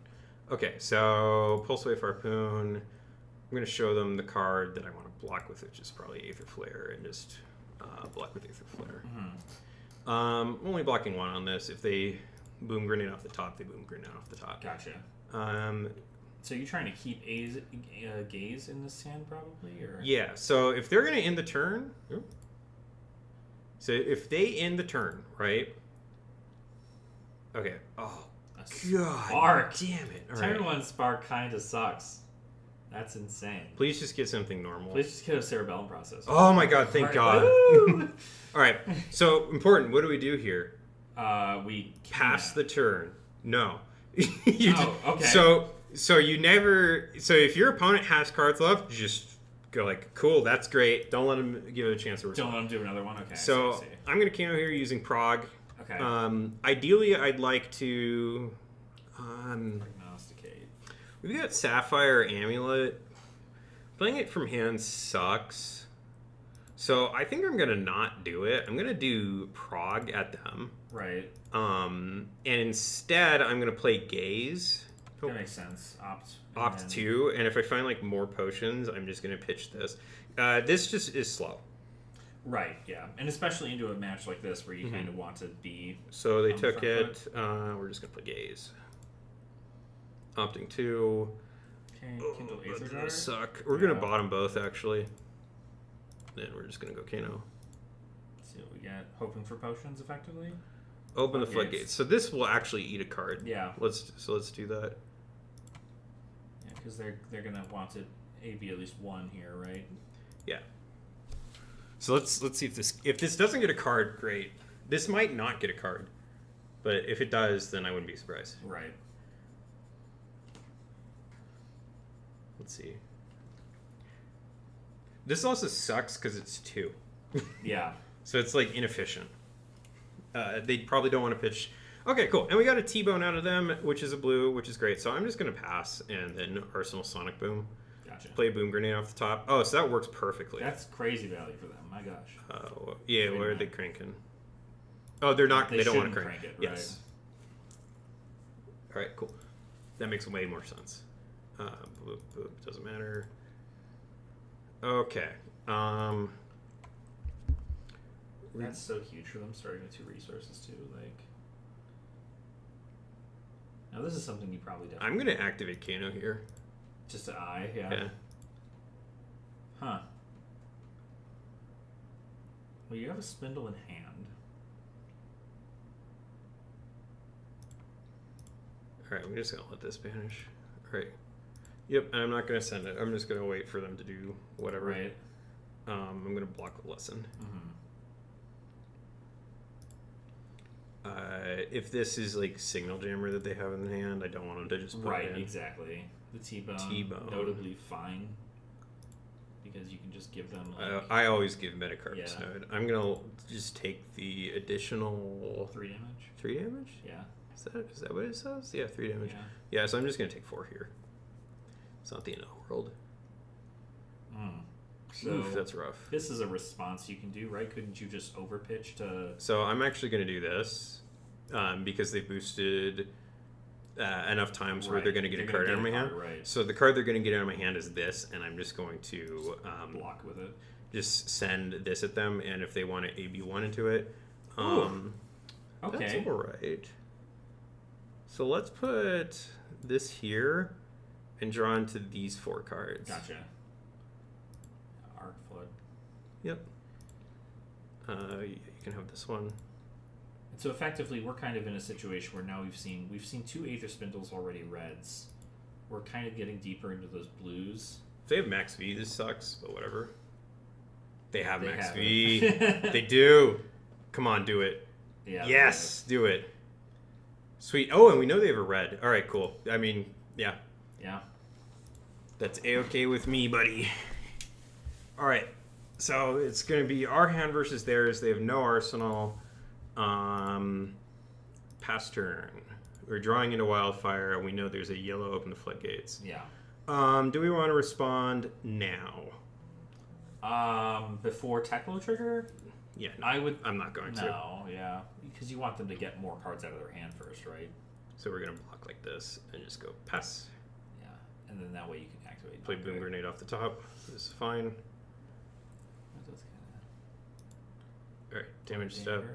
We're going to just activate it for resource. Right. Okay. So they're going to try to kill, I'd imagine. Yeah. Here. What do they send? Throttle, maybe? So they've already used their thing. So yeah, so we knew they had this, so we're gonna just let this happen. Right. The So you're not threatening boom Yep. Grenade off the top. so they might just send this. Yeah, so we're gonna go Kano. Yeah. Yep. And then we're gonna do pump. That. And then you Ooh. want to do that for Wildfire, right? Yeah, so we're gonna go Kano. So we don't know what's on top now, right? This is what's new. Exactly this is what it Yeah, is. I did this wrong. Oh, I forgot about the resource. Kano hat. So what I should have done is Is there a world where you pop Stormies first? no. I think I'm doing it to some of those if I can. Oh, That's never, crazy. never punished. Never punished. Always victory. That's insane. Okay. And then we don't know what this Kano is. Yeah. So issue actually, cannot send everything here. So actually we die. Yeah. Yeah. Oh well. I fucked it up. But you see what I mean. Yeah. What I needed to do was pop Stormstriders, hold priority, then Kano, Crucible, hat. Good Gotcha. game. Good game. Okay. It's rough. All right, so let's go back to bench. Yeah. And we'll copy, boop, pop, beam, boom. And so yeah, so you will take the lead on this next Okay. one. So yeah, so that's just how sometimes so like I fucked it up by not accounting for the one resource that I had. Gotcha.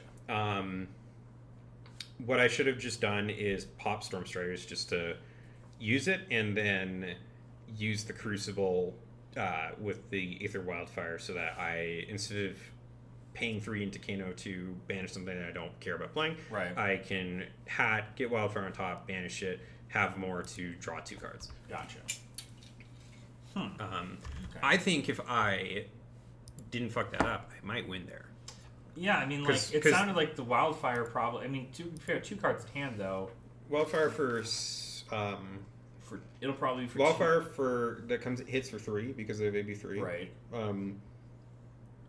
And then into Like, it's still rough. I guess because you still had 2 open the floodgates and banish, right? So you would Yeah. draw 4 cards at that Flesh point. and Bad Stream is a thing now. Yeah, Yeah, it's not an all the time thing. It's for today specifically, and then whenever the hell they want to do another one. Yeah, But I might do them occasionally, but yeah, they're fun. I mean, being able to just kind of like hang out with the community and stuff is always a big fun thing. That's why I do it so much on my channel. Is because One, if it's like, oh, cool, I could spend all day editing and making a video, or I just think I'm boring, so I don't. That's why I'm not videos. you're not boring. You're full of knowledge. That's what people want. Like, I also think I have like the California voice. I don't think you do. Oh, I totally do. Although, granted, I'm not gonna lie, I don't know what the California voice sounds like. It sounds like someone who's like I sound. My old manager said like, yeah, it looks like if you're dressing for the job that you want, it looks like you want to work at a weed store. And I'm like, yeah, okay. They're like, yeah, I guess that's fair. Yeah. This is at a game store too, so it's like kind of similar. Yeah, it's nearly the same thing. Weed store, game store. About the same. But yeah. And then, I mean, Maluvian Constellas is really just for the mirror, right? And for Yeah. wizards specifically? Or? For you can run into Verdance. Right. But you don't run into Acilia. Nah, you Right. run Old Knocker. Old Knocker. Just trying to kill him. Makes some sense. Yeah, I mean, like, there's no like, he's kind of just Aurora, Right. which like can be rough for you because like, He's Aurora with like a bomb at the end of his turn, which is kind of insane. So, like if they're smart enough to run Storm Striders on the board for you, that kind of is fucking shitty. right. For lack of a better word, but is Old Knocker that much of an upgrade from Spellfire Cloak? How relevant is you can make the resource on your turn? Even if you're boring, then I'm a block away, not even a life law. You gotta run in Comp CC, no one's gonna want to pair. That's a good idea. Here, let me run into Comp CC. I do not a lot of people pair into Yeah, we're gonna do it like this, and we're gonna do it in Comp CC. the good shit. Which is... Competitive CC. I can't read. It's funny because, like... Haha, now we're gonna get... I would expected so many people to, like, actually be more in the regular, like, CCQ. Because I'd imagine a lot of people are trying to learn their decks, right? Like, that's where it would be. Because They don't want to play into Kano is the thing. Fair. Then set. Ooh, go first. Go first. Yeah. Okay. And then go to deck, Yeah. and then board out Scour. board in Scour, Yep. and board out Aether Arc, Board out arc. Okay. and then hit submit, and that's good. So yeah, but to answer your question about Old Knocker, the one resource on your turn, Matt. So it's less the one resource on your turn and more the one block. That makes it better, just because like. Oftentimes, I've found that my opponent will have exact lethal, but if I can block exactly one and still get their resource, then they have to commit another card. Okay, so they're... Will and Fertile Hound. Ooh, they're boarded wrong, kind of. They should have Spell Void, but whatever. Yeah, they don't have Spell Void. They only have AB4. So I think you're Kanoing here. I mean, you're always going to Kano here. And you're going to pitch... Will first. And then we see what's on top. Yeah. Oh, yeah. So we banish that. Banish that. I think you don't Kindle. This we can only Kindle. We only do this when we have no cards left, right? It's the last card we can Kindle. Yes. Or we can save it. But that's your arsenal. Right. Okay. So what you're gonna do is you're gonna. They have AB4. Maybe Kano again. Yeah. See what else there is. Yeah. Prognosticate's fine. Prognosticate. Oh, sure. Okay. Yeah, banish that. Just open the floodgates. The red one, right? Yeah, I can just pump and Crucible, send. right? Okay, so we Crucible, pitch. And let it resolve. Yeah. Don't act. Just don't play it do out. And then just do red. And then just at them, and then Kindle's our arsenal. Yeah. And then we don't want to pump to node. I didn't even think about being a block of first. Yeah, it's primarily the block. Like sometimes you can get your opponent with like a Blazing Aether on your turn. But it's more just like the extra point of life. Having 31 life on board instead of straight 30 is better. Okay, so they AB4, which is fine. We're just going to pass the turn. We'll put Kindle in Arsenal. They pitched Machinations and the yellow one. So a go again and then the Arsenal Destruction one. Yep. So, does this matter? Nope. No? Okay, cool. So we've seen 3 blues. Yep. This is That's a setup turn, right? sucks. So if you hit Wildfire off the top here, this hand's really good. Right. But you're probably not going to hit Wildfire off the top. So the good news is there's no good news. This sucks. They might not. They might not. This might be a setup turn. If it's a setup turn, we're going to... It is a setup turn. Yeah. Okay, great. Sick. So, So should we do anything on our turn effectively? yeah, on you go to your turn. Don't Kano. Okay, got it right. You so I think you Kano pitching Ruby Amulet. Oh yeah, okay. Because you're gonna play out E-Pot. Right. It's closer to me so I can read the chat more better. You can hit D-Pot, it's probably okay. You got a deja vu. Oh my god. Crazy. Chat? The person in chat who said D-Pot, you're Nostradamus. Play out Potion to Deja Vu. Yep. Okay. And now you Kano using Destructive Aethertide. Right. Are we playing? Is Kano in the chat right now? Blazing Aether? Probably don't banish that, right? Because it's... You kind of need Wildfire, though. Yeah. Banish it. Yeah, just to get rid of it, Just right? get rid of it. Yeah, okay. Play out E-Pot. And then just pass. Yes. Yeah, I think you IP with Kindle. Yeah, just play out E-Pot. Yeah. You've got a good setup. If you draw a Wildfire here, oh man. So if Wildfire is the next card and you draw a blue, that's going to suck because you could have had like everything. I mean, we've seen a lot of our reds so far, I think. You've seen 1, 2, 3, 4 reds. Right. Out of our 12. You have 26. I count the yellows as reds. Oh, I see. Okay. Oh, that's important. For the blackjack counting, count yellows as reds. Gotcha. So we'll just end here. Yeah, in there. Just pass it in a turn. If they want to do anything, let them do it. Gotcha. Um, Flood Scour, that's kind of fucking sick, but we also don't want to like storm Scours. No, you're we not just want to Storm play this Scour. on our turn. You could Storm Scour though if you needed to. So you're probably gonna Shadow Puppetry. Ooh. Okay, so they're trying to go a little bit wider here for sure. Yeah. So are they gonna pay 1 life? They are. For They sure. are. Okay. That sucks, but what can you do? Yeah. So they're gonna send Delight go again, unless they decide to pop this to send Deathly Wail. But No, I think they're gonna do dual. Yeah. Oh, Oof. okay. All right. Ooh, maybe we just lost an AB. So that's fine. AB4 is diminishing returns anyway. Yeah. I don't think you're taking, or I don't think you're ABing any of this, right? So we're at least taking. I mean, we have to take a chance. Yeah, so. just hit skip all. Oh, that's right. I forget that. Yeah, you're there's if they call, whatever. Right. Banish floodgates. Who cares? You could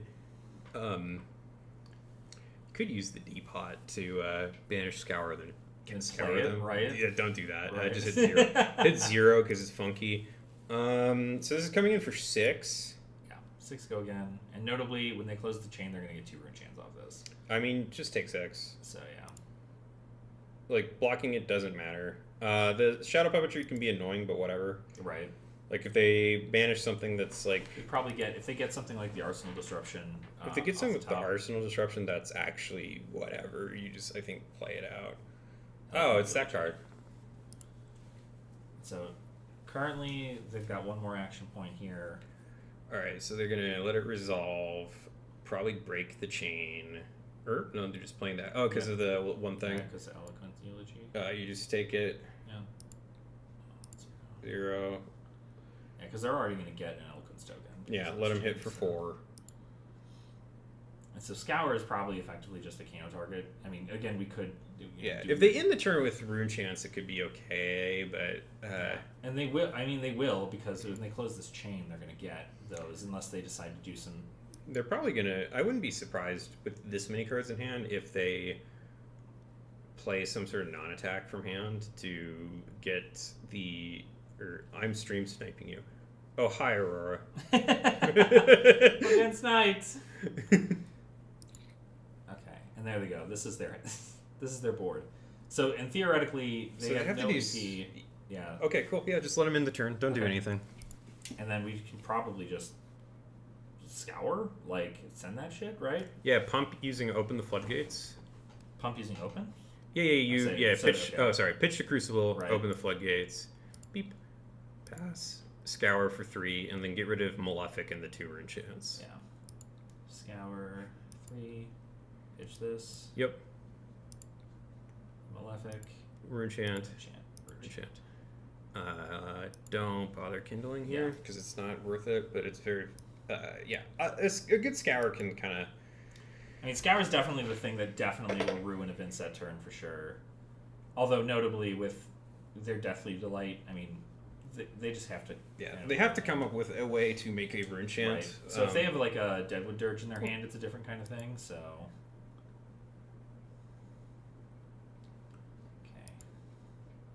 Where is Wildfire? Yeah, Wildfire's in there. You'll find it. How do you like the playmat? Feel lucky. Yeah. We haven't seen Wildfire yet, Aurora. So, so I don't know how lucky we can possibly At least we get to look good. Yeah, the playmat looks sick, but... And how do you get that playmat? You can join the page. If you think that that's a good idea, you can join the Flesh and Bat Patreon. So one chant here, notably... You could A-B this, actually, and play around Cole. Right. And also notably, Succumb, which is another big thing, too. I think I will. Pitch the Kindle at this point. Yeah, it's been in the hand for far too long. And we have one in Arsenal, so we're in a pretty good spot. So 4. We probably just take 4. We probably block 3 of it. I mean, our hand is pretty much just hope we get reds on top if we Kano, but... Is Cold, you can play it at instant speed? Yeah, instant speed as long as your Honest to opponent's God, taking damage. block with Sonic Boom and Aether Dart. Yeah. Like, if this messes up their turn a little bit, then... It certainly gives them nothing to do, because they don't have a way to cheat out. I mean, they have the Eloquence token. Skill issue. But they can't play anything at instant speed. I can't believe I'm getting... trolled by my own account. That's right. Sometimes it's what you gotta do. Yeah, and then they'll just take 1 to Blood Debt. Yes. So they might do something. Unless they have they have no action points, so they can't do anything else. They could creepers if they really wanted to, but yeah, you just Kano. Yeah. Wildfire. If it's Wildfire, you don't banish it. Kindle. Cool. That's fine. Yeah. I mean, you can do nothing, so just pass. They might be afraid. They may be like, oh no. Yeah, right. Oh my god, why? This is like exactly the same hand. This is crazy. We were here already. We've already been here. End of turn. Yeah, literally just because they don't have it. Sure. Sweet. All right, Kano. Yeah. We do our Aether Dart here? Yes. There's got to be a Wildfire on top, right? If there's a Wildfire on top, don't banish it. Right, because we're waiting to keep Come on. If there's a Scour on top, it's going to be so sick. Crazy. Just kill their rune We're only 2 Scours, so like... Yeah. It's fine. Next card is Wildfire. You were right about Depot. You were wrong about Wildfire, though. Banish it. Yeah. And then we could Kano again using Aether Flare. Yeah. Come on. Something. Right? At this point, we're just fucking kind of trying anything. to dig. Like a Spindle even wouldn't be terrible here. No, not at all. Although we would be able to... Well, you could. Sure. Banish that as well.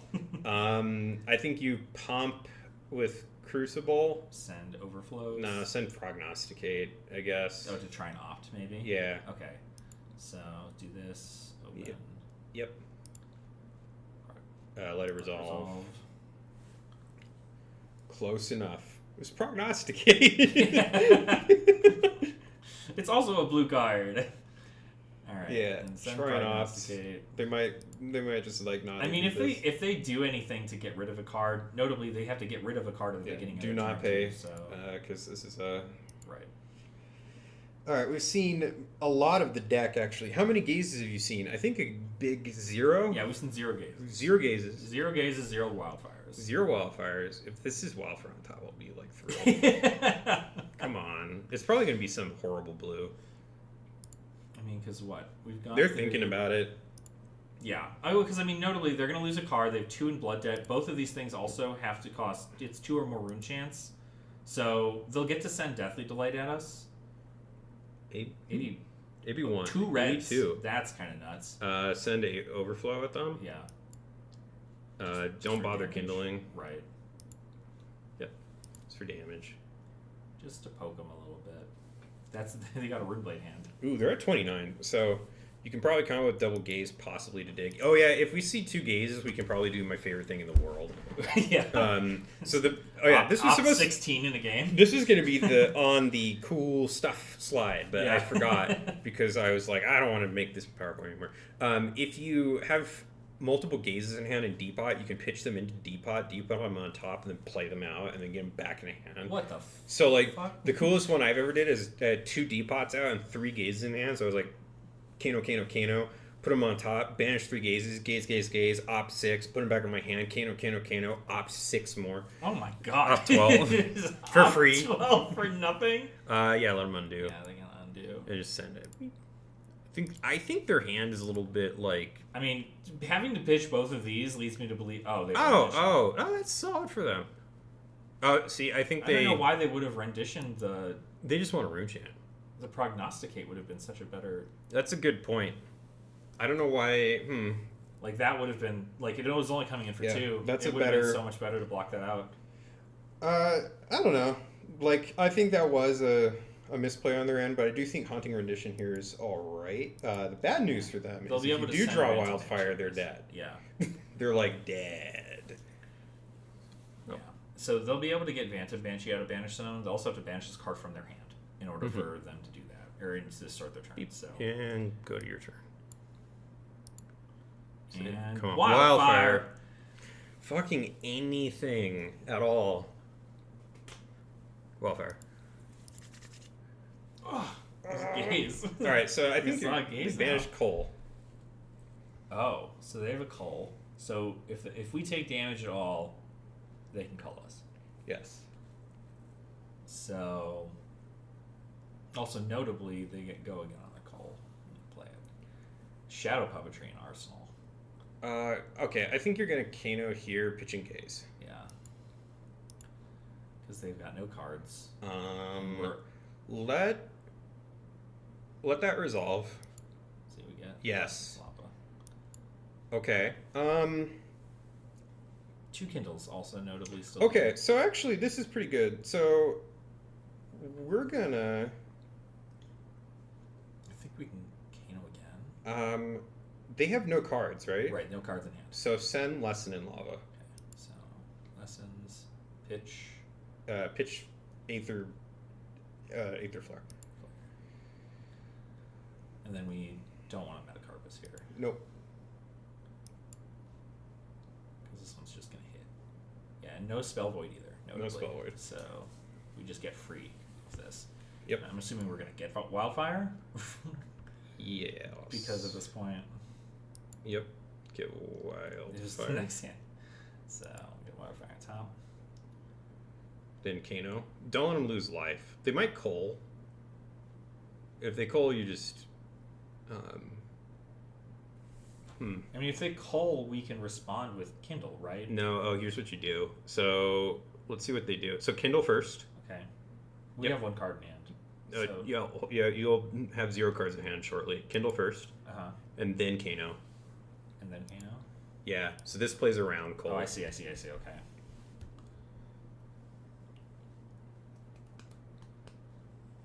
Yep. Okay. Yep. Banish the Wildfire. So now they're gonna stick it. They still can Coal, but this is bad here. We do have a Gaze and Deja Vu still, so we can do something. So I think you're gonna. I think they're dead. So they're almost certainly dead. So we're gonna Because we Kindle, draw 2. activate Potion of Deja Vu. Yeah, put those on top. And then we put. So you put Gaze Aether on it. Flare, Gaze, Aether Flare on top first. Gaze, Is Arcane Twining. Let the Kindle resolve if they let you. and then we draw into the flare. You draw into the flare and then immediately pitch it to Pitch it, banish the banish gaze. Play Gaze. Op 2. So let the Kindle resolve. Now Kano. So you're just doing it to play around Colt. Right.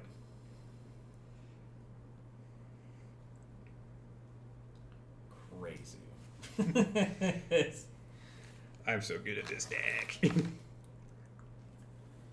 I've top 8'd a Battle Hardened on Kano. I mean, I believe it. It was during Mistveil, before when everyone's like, "Oh, Zen and New are super good." Right. Kindle and Arsenal. Yeah. So what we're gonna do now, once Gaze is banished, is Kindle from So banish that. Yeah. Now activate Crucible and let it resolve, then Kindle. Yep. GG. All right, they're gonna call. They are calling you. Just say that's fine. So okay. That's fine. Let that happen. So why are they calling? I'm just curious why they're calling now. I don't know why they're calling now. Just let it happen. I have no cards in hand. All right, activate Crucible. Got it. And then let it resolve. Yep. Now Kindle. And then we Kindle. I'm paying. It genuinely makes more sense when I'm doing the plays. Yep. Like listening to it. And now Wildfire. In Wildfire, we need to.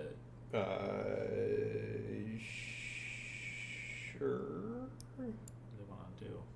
Kindle, I guess. I think they're trying to gaze. They're trying to cull that out of your hand, but they don't realize that it's like not going to work. Yeah. Or refresh the page. Yep. It is. Hit him with the refresh the page. Yeah. Sure. All right. What are they saying? We will be able to see. Wanted to cull probably. Uh, They probably wanted to not cull when they did. yeah, I think the 2 card not in your hand. No. No, those are. Yeah, I think that was genuinely just a misunderstanding of the Maggie Wildfire. Yeah. Like, by doing it this way, yeah, so Wildfire. So I need. You're fine. Yeah, just Wildfire, pitch the blue. Oh, that's. And now you gaze. Yeah. Before the Metacarpus happens. Boop. Gotcha. So gaze. Up to. Yep. So Wildfire will hit for 7. So 7, 19, 8, and 8.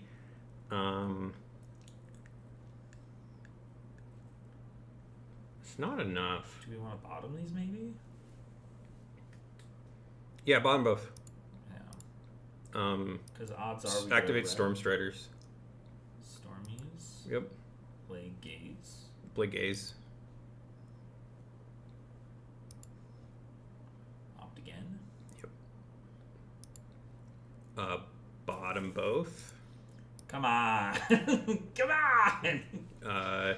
Activate Ragamuffin's Hat. That way we can put gaze on top. Yep. Kano again. do the gaze again. We've searched through everything in our deck. It's crazy. Play it.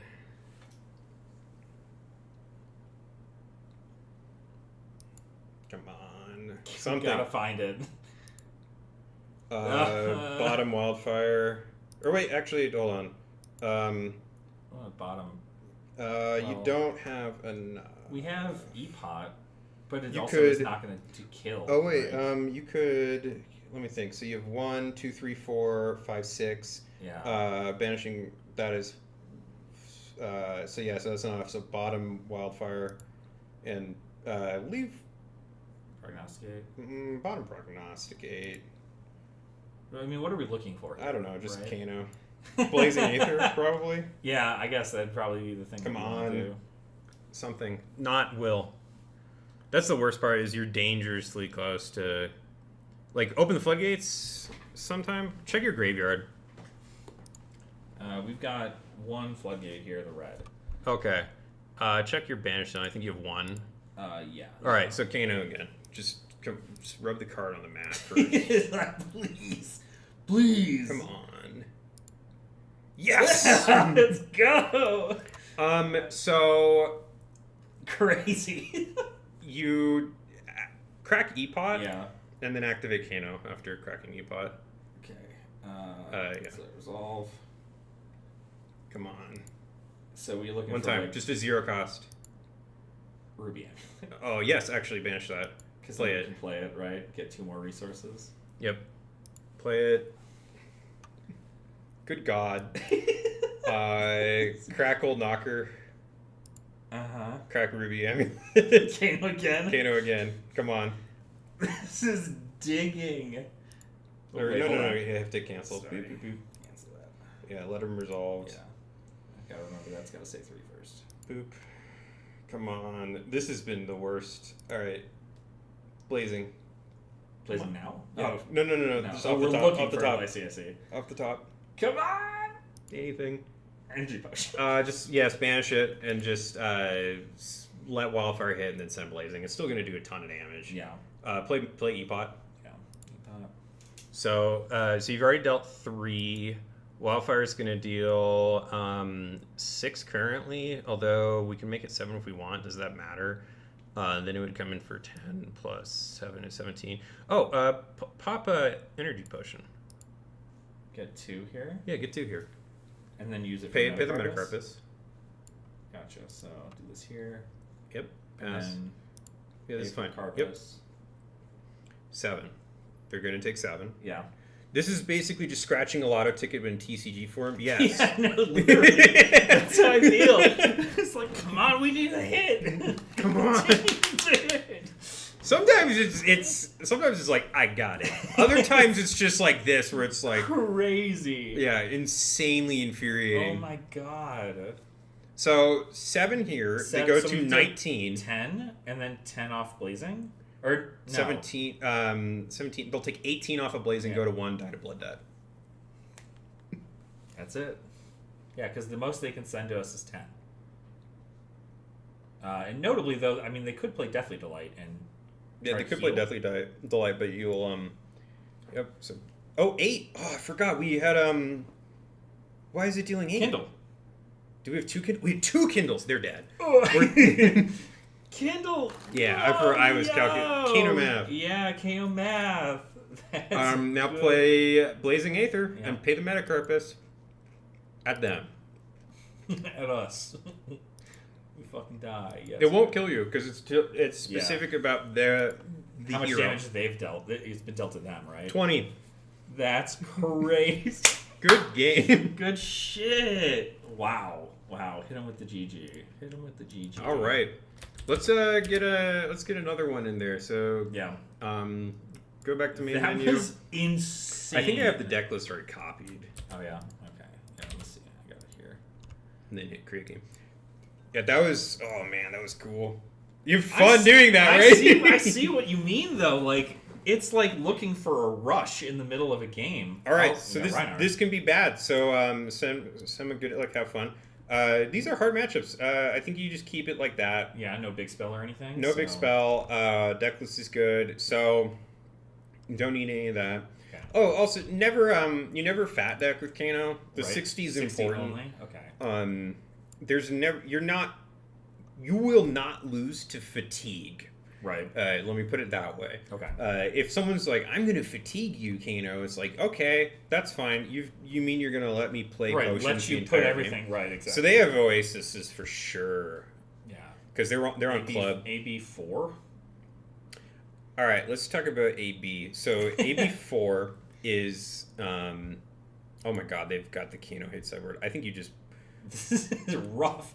Block with... Probably Dart and... No, you want to... Because they won't have Go again, so just block with Floodgates here. Yeah. And then pass. They might have Pummel. That would be really funny. That would be pass again. Insane. All right. And then Kano. just wait until the end of their turn. Yeah. All right, now you Kano. Okay. We'll do that. We get off the top. Aether Tide. Sure, just banish it. Then Kano again.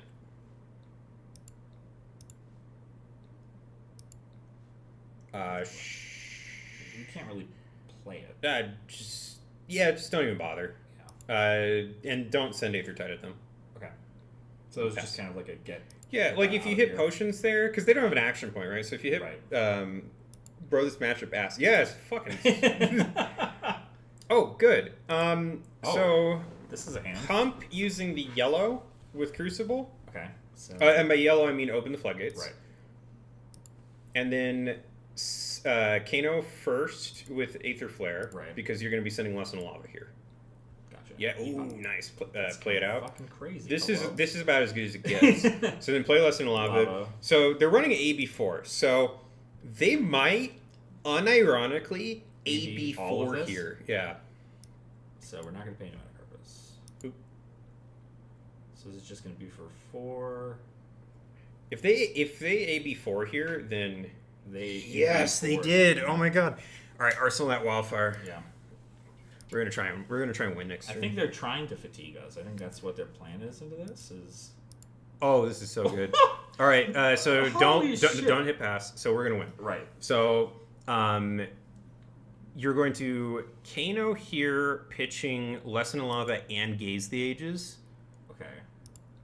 Right. So over. We're gonna hit undo. Oh, sorry. Z. Yeah. So we're gonna this. So Kano do that, and then don't hit pass. Right. Kano again with Storm Kano again, and then Hat with Arc. Yes. And then Hat. Yeah. It sucks that you saw that, but like. Yeah. Okay. Yeah, and then let that resolve. Let resolve. Put the blazing on top. On top. Yep. Let that resolve first. Yep. Yep. Then Kindle. So now we play Kindle? Yeah, play Kindle. It's learning all the additional strategy. Okay. That's fine. Floodgates. So now let the Kano happen. Okay. Yeah, that's good. Now pump Crucible. Boop. Let it resolve. Yep. Play Sonic Boom. No. Activate Storm Striders. Yep. Let it resolve. Activate Epot. Pot. Let it resolve. Wildfire from Arsenal. Pitch to Carcass. Or Old Knocker, probably. Don't. It's coming in for 6. Pitch to Carpus. Fuck it. Yep. Beep. Alright, let that hit for 7. Now, Old Knocker. Beep. Sonic Boom, once that resolves. You don't hit pass, just play it. Talishar's fucking weird. This is weird. You don't pay into this because you can't afford it. What do we get on top? Potion of Deja Vu, that sucks. That Alright, sucks. just play Blazing. Okay. That still kills. Yeah. And hit pass. That's right. Nope. No. It's dealing how much? 24. 24. That's Yep. Holy shit! Holy shit! This is crazy. Isn't it fun? What the fuck is this? What turn is that? 2? Oh my god! Yeah, they turn might 2. be.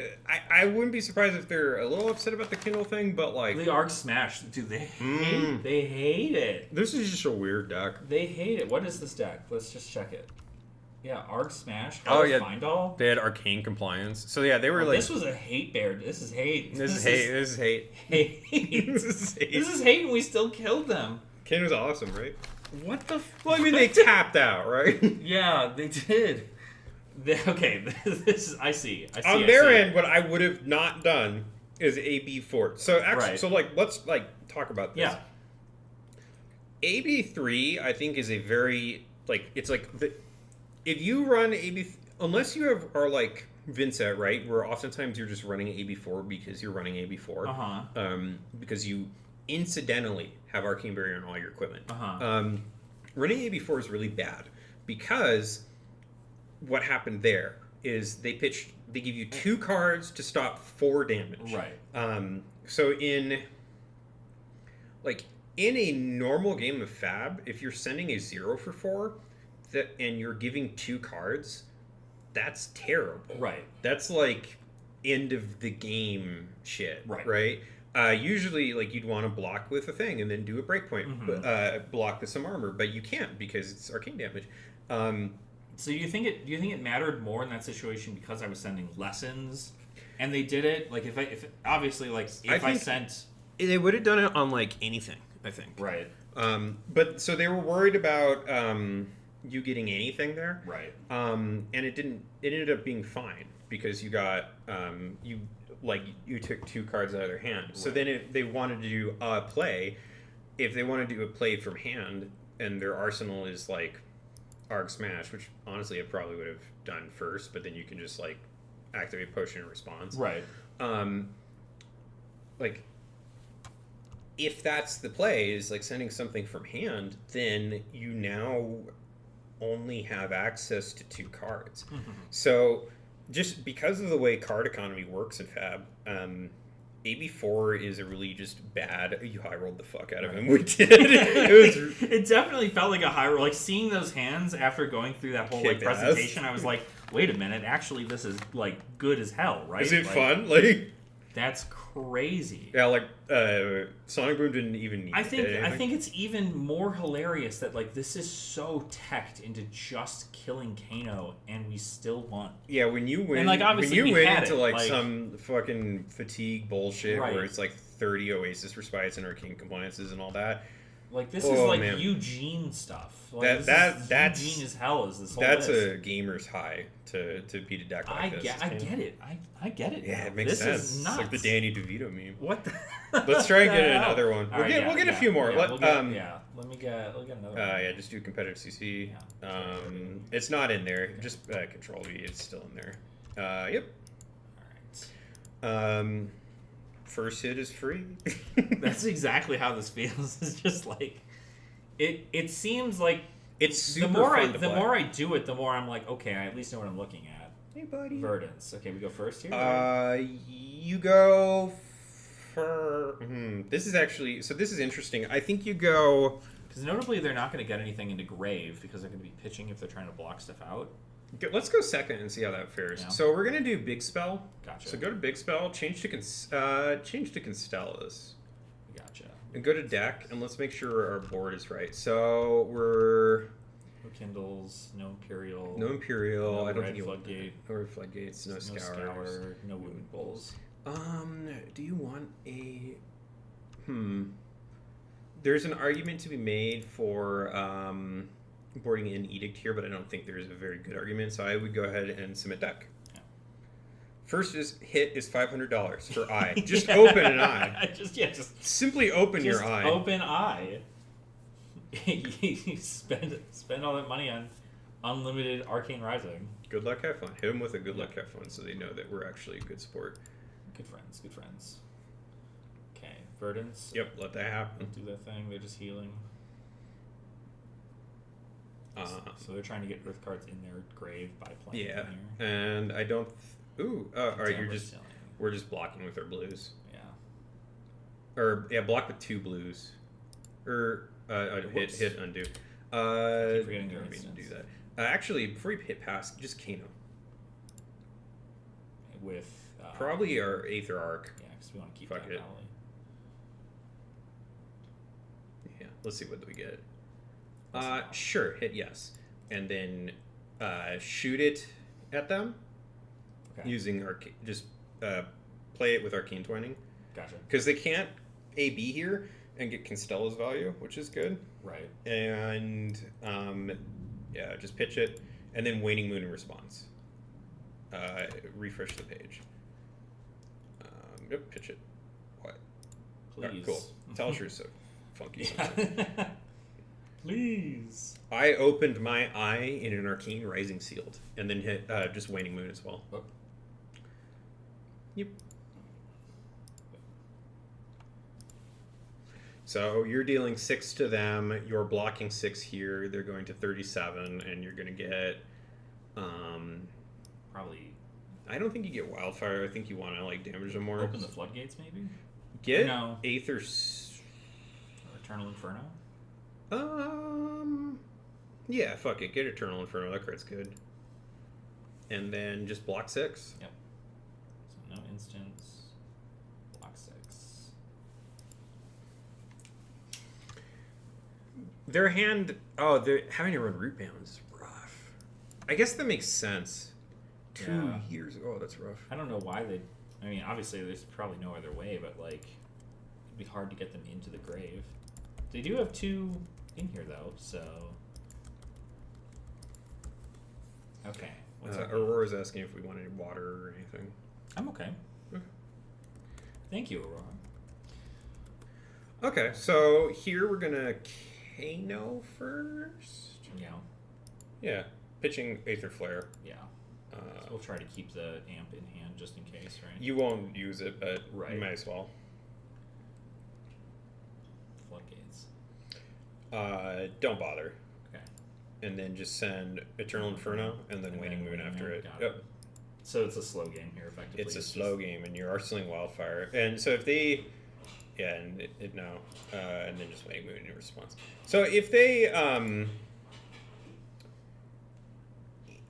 if this Verdance gets a Constell's counter here, that's fine. They're still committing cards, right? Right. This is a game of you got to commit cards. You got to commit cards. Can you hand me those? Sweet. Look at my drinks. Ranks. Y'all ever think Eyes getting a reprint or just I think if it gets a non-foil reprint, it would be kind of cool, but they reprinted it in History Pack, but I cannot foresee a world where LSS reprints Eye. Right. I just think that it's I think that the Eyes that have been printed are printed, and yeah, like as much as that sucks, if you can trade a bunch of cards into it and then just arsenal and pass, and you might kill them here. So we're gonna do some stuff. So activate Kano. Yeah. Pitching Depot. Or actually no, pitch a Destructive Aether Tide, yeah. That's like the most useless out of the cards in our hand. Aether Flare? Sure. Kano again with Floodgates? Or probably Aether Flare maybe? They have 1 card in hand? Well, Flare you can't pitch Aether Flare. Well, I mean like play Aether Flare, if we're playing Aether Flare. Kano again with Floodgates just to see what you hit. Right. Because if it's something really nasty here, we might be Wild Berry. Might be in a good spot, right? If it's Blazing, I think you just full commit here. Yeah. Photon Slicing. Yeah, so banish that. So I think you're going to play Aether Flare for 1, using Sonic Boom. And then play... Photon Splicing for 4. Nope. You just keep that and then play Pod Paths. Probably. Depends on what they do. That resolve. See what they pitch. Okay, that's fine. Send Photon Splicing for 4. Damn. That's right. I think if you hit Blazing there, you just like let it rip like a Beyblade, but yeah, because hitting the 1 for 4 there is just like, alright, just slow and steady. Yeah, just hit him with enough. Okay. Yep. And then it's an end of turn. Yep. And then they just pass, and it's into their turn. Yeah. Good stacking too. Put potion. In this matchup, they'll probably ban all Fables at some point in CC. I think that would make a lot of people really upset. I mean, I think I've met a lot more people who were all right with all Fables being banned than not. I wouldn't be surprised, but I think that would be a... This is a hand. I think you... Hold on. Don't... Just kill here, right? 1 card in hand? It's probably a blue. I think you win. Hold on. Let me think about this. So... 35. We have Deja Vu. So I think the line is using a Deja Vu thing. So hit them with the thinking, please bear with me, so they know that you're thinking. Okay, so what I think you're doing is you're... Kano to this. Probably actually you're... Blazing? Oh, so Kano pitching Blazing and Sapphire Amulet first? So that way we can get it into the stack. Yep. Now Depot. now debuff? Yeah. So then put Blazing on top. Put Sapphire Amulet on top? Or, yeah, put Blazing on top. There's no reason to get... There's no reason to get... you have to do Sapphire, Right, then Blazing. Yep. Okay. Let that resolve. Yep. Banish Blazing. Okay. Now, Kano, and then activate Ragamuffin's Hat. Kano. Yep. Pitch. Activate Ragamuffins. Put...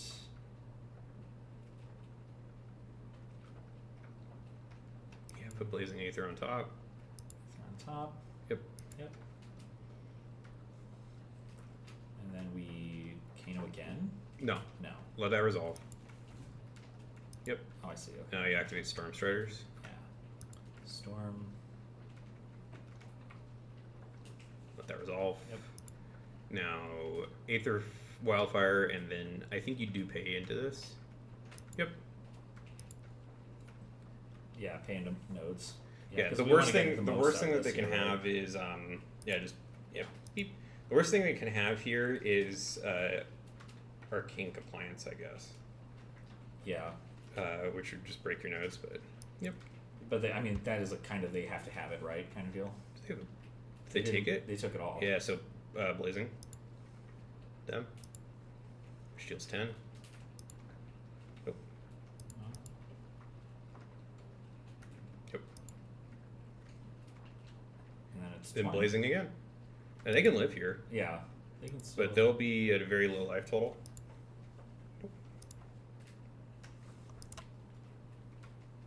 They have to pitch. They have to pitch. Oh, wow! Oh my god! They did have Bird Bear. This is why I don't play this card. Fuck? Oh, that's so sick. Fuck, Good that's game. insane. Whoops, Whoops, good luck. good Good game. Good luck. Good game. Oh my god. Wow, that's cool. You put one more games on Kano than I have today. This is insane. That What card's the so hell? bad. Look at this. I was like, no, it's gotta. I They mean, gotta are they running have. compliance. They gotta be running compliance. No, I don't think so.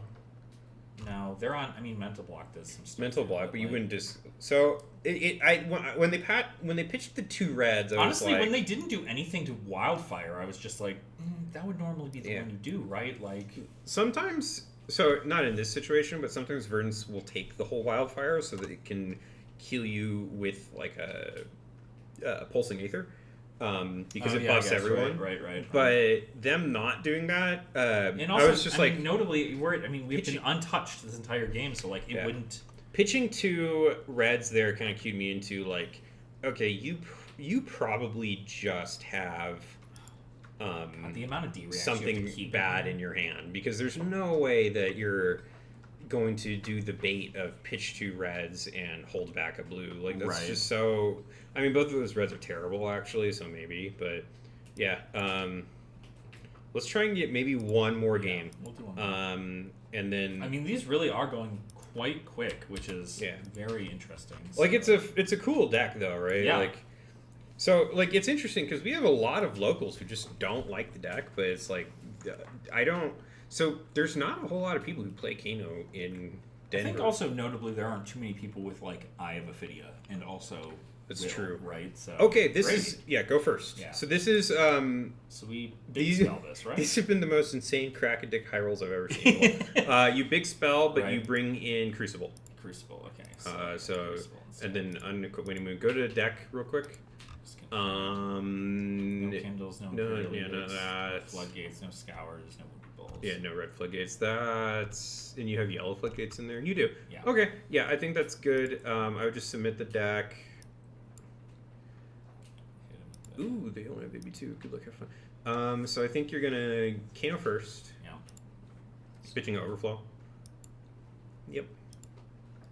I'm getting good about realizing what cards I do want to do. Sure, banish that. So you're gonna pump with Crucible. Right. Pitching open the floodgates. And this is gonna be really nasty. So they only have AB2, right? Yeah. So we're gonna go get Wildfire here. Okay. And we're not gonna Metacarpus here. Not gonna Metacarpus. Never Metacarpus. Unless you know you're gonna kill, right? Yeah. Okay. Do your Yep. Go get Wildfire. Put that right on top. Do Wildfire. Now send Photon Splicing from hand for the action at them. Cool. And just send 4 more, and they'll take 2 more damage. And then you put Blazing in Arsenal. Okay. Nothing there.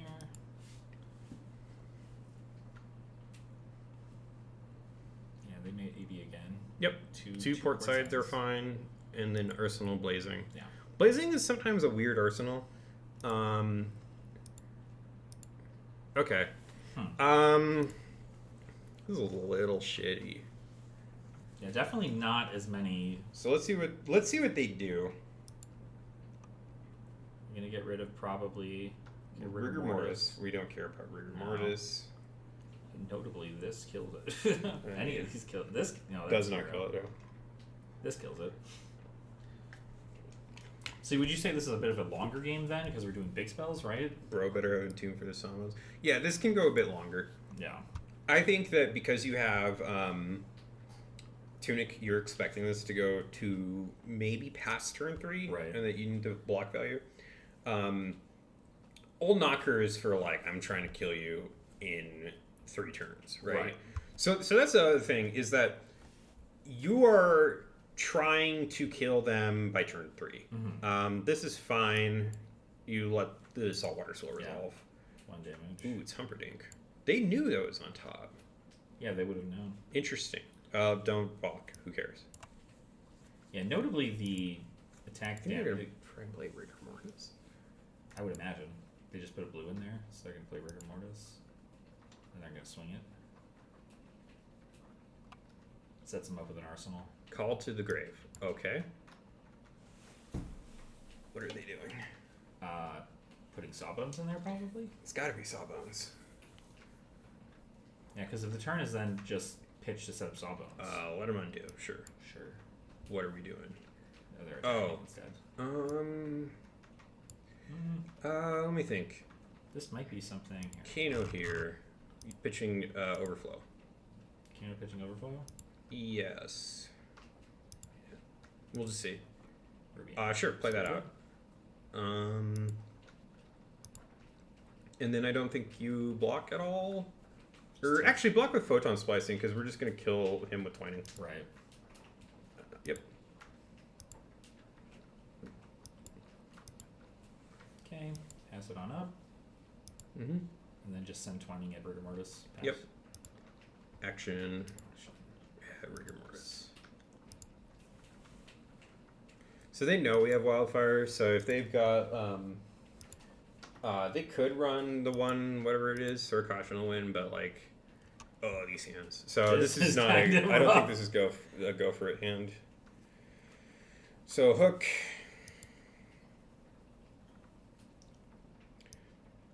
Tipple. We know they don't have a Humperdinck. I don't think you care about this at all. And notably, they have to pay a lot to get into this. So like damage is pretty free on this turn, but it's not kill. Okay, looking at the top. Please play out Whaler Humperdinck. Yeah, because if they play Whaler, I mean, this is... They might play out Whaler next. I don't think they're playing out Whaler this turn, but I could see them playing it out. With the amount of at blues some they have point. in the deck. If they play out Whaler and they want to swing with Whaler, that's fine. Right. That's A-okay with... That should be A-okay with you. Well, they wouldn't have enough to swing and also attack. Alright, they're going to draw whatever is on top. Yeah. Interesting. This is always like the in the hand, out the hand kind of concepts with Gravy.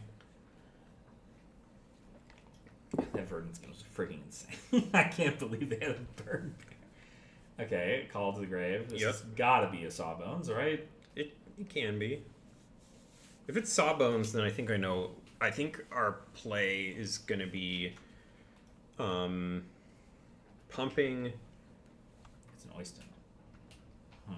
Interesting. And what is going on? I guess. There's something we don't know. Still have 1 AP, so they could pitch to Humperdinck here. Conqueror of High Seas. What's in your arsenal? Blazing Ether. It's kind of really good. I mean, is there a world block that we... 9? Yeah. Yeah, just block 9. Just keep the wildfire in hand. Yeah, and so they don't. So you're blocking with wildfire. So for all they know, you could have a Kindle in hand Right. still.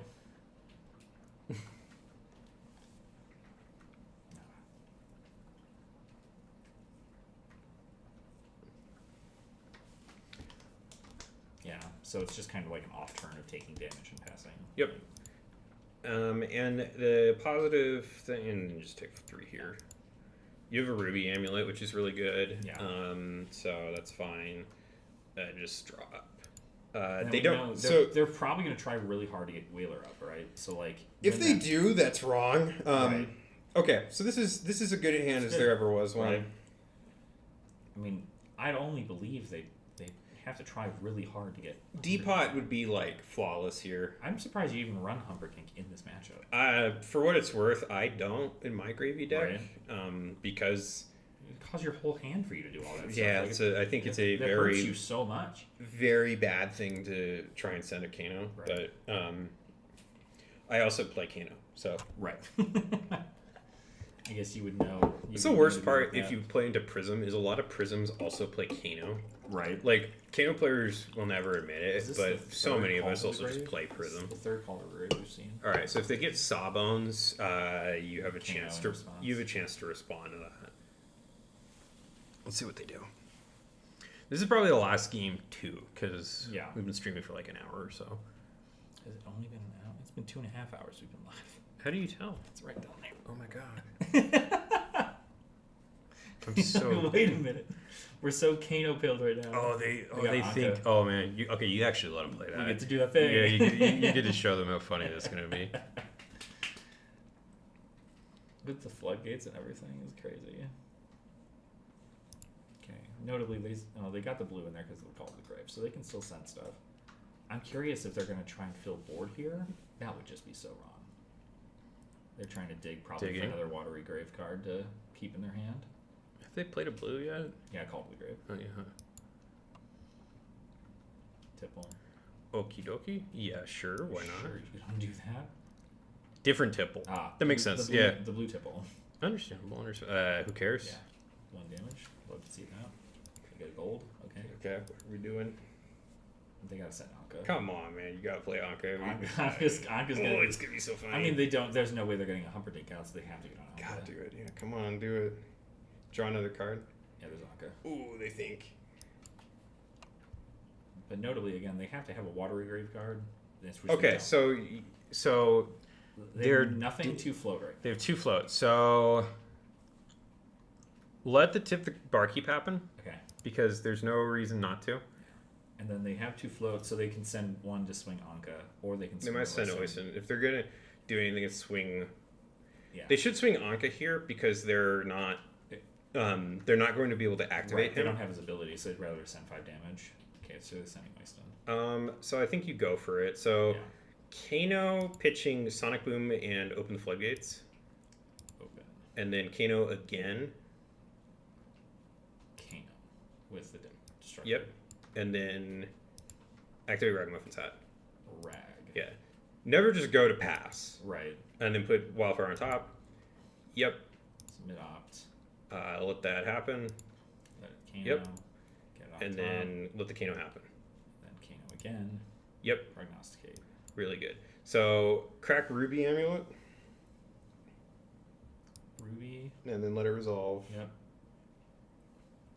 This is so good. This is crazy. This is a crazy stream. This is like, this is literally like let me tell you how good Kano is, and it's just like the he's best so good. bangers of a match over and over and over again. So But what's to be fair, I mean, like, I would not have been able to pilot any of this because anytime you're just like, yeah, no, just banish the card. We're not going to use it. And I'm like, why would you banish it? Like, yeah, you just don't want it. you just don't want it. In All right, there. let it resolve.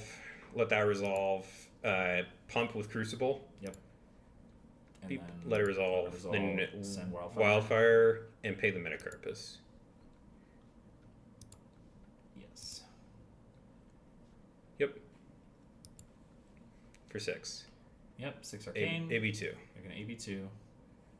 Probably. They might not. They didn't. They didn't. Okay, prognosticate. At them. Nope. Yep. 7?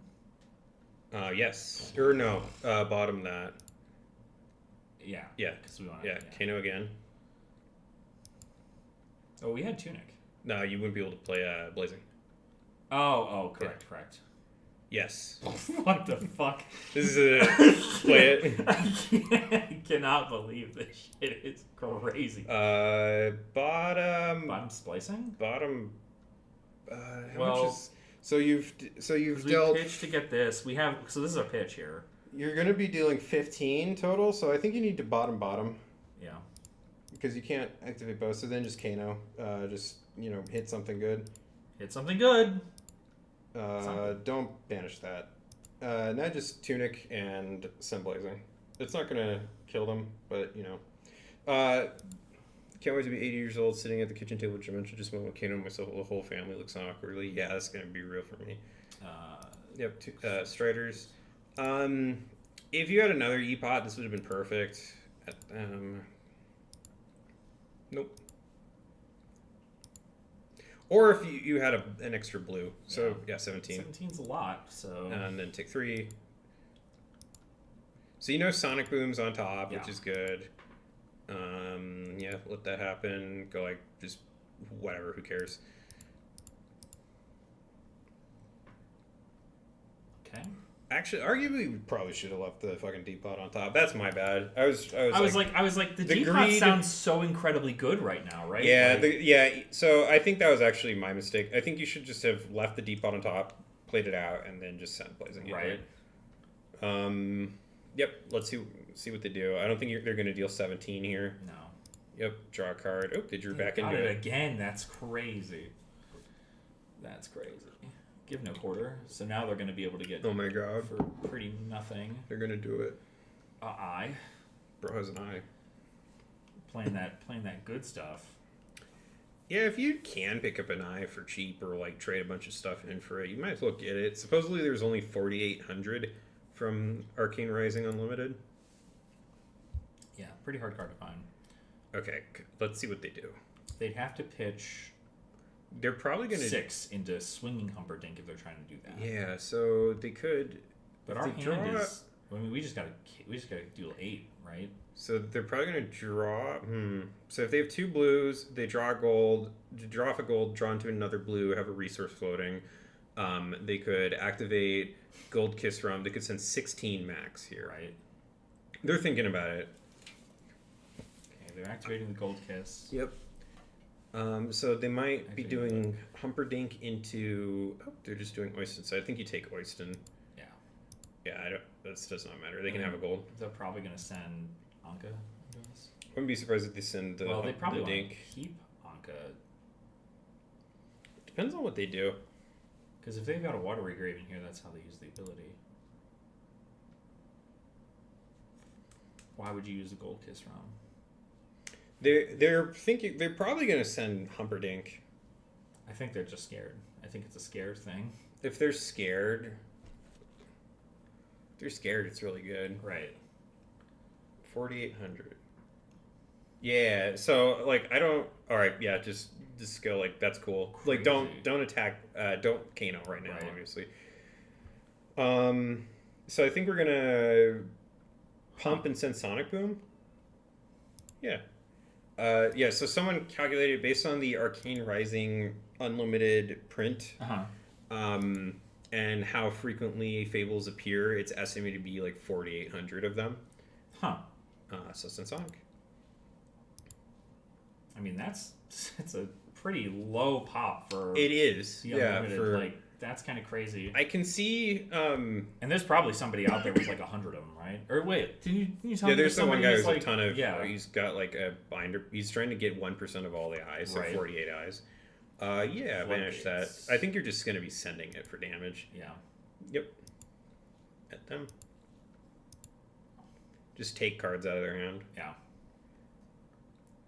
Okay, yeah, let them do that. Don't let them undo it. Right. That's fine. Pass. And then pass. Because we're not getting the surge effect off of this, so... Yeah, if they get banned, I could see it happening. I could also see it not happening.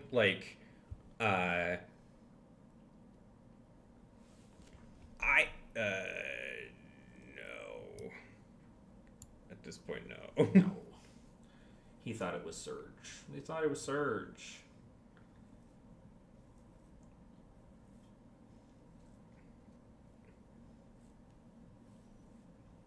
See, this is another reason why I don't like Talishar. I don't like Talishar either. It's just so like, you know, you say this is a Surge. This is a open the floodgates for 2. Good game. Okay. Good game. They might be roping us here. Yeah, could be. It's okay. We're just gonna chill. Yep. We're hang out. Chill. Go hang I'm out. not putting an L on this deck so far. We're on a streak. I will count this as a dub if the opponent is inactive. Yeah. It is just one of those things where it's like, oh hey Saren, you want to see Big Wilson?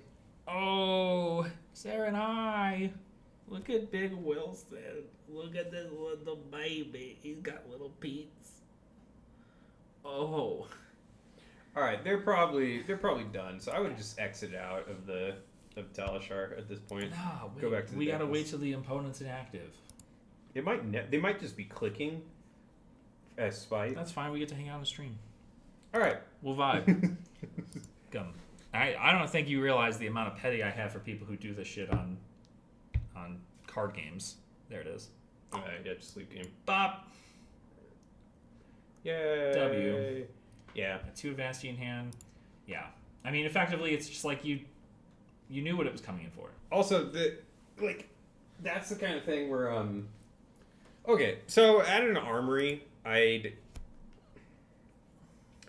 would probably let my opponent know, Right. hey, there's no surge effect. Yeah. So actually, I would let them know As while you're playing playing the it, card. right. So there's no surge effect, so there's no draw threatening. It's just for damage. Yeah.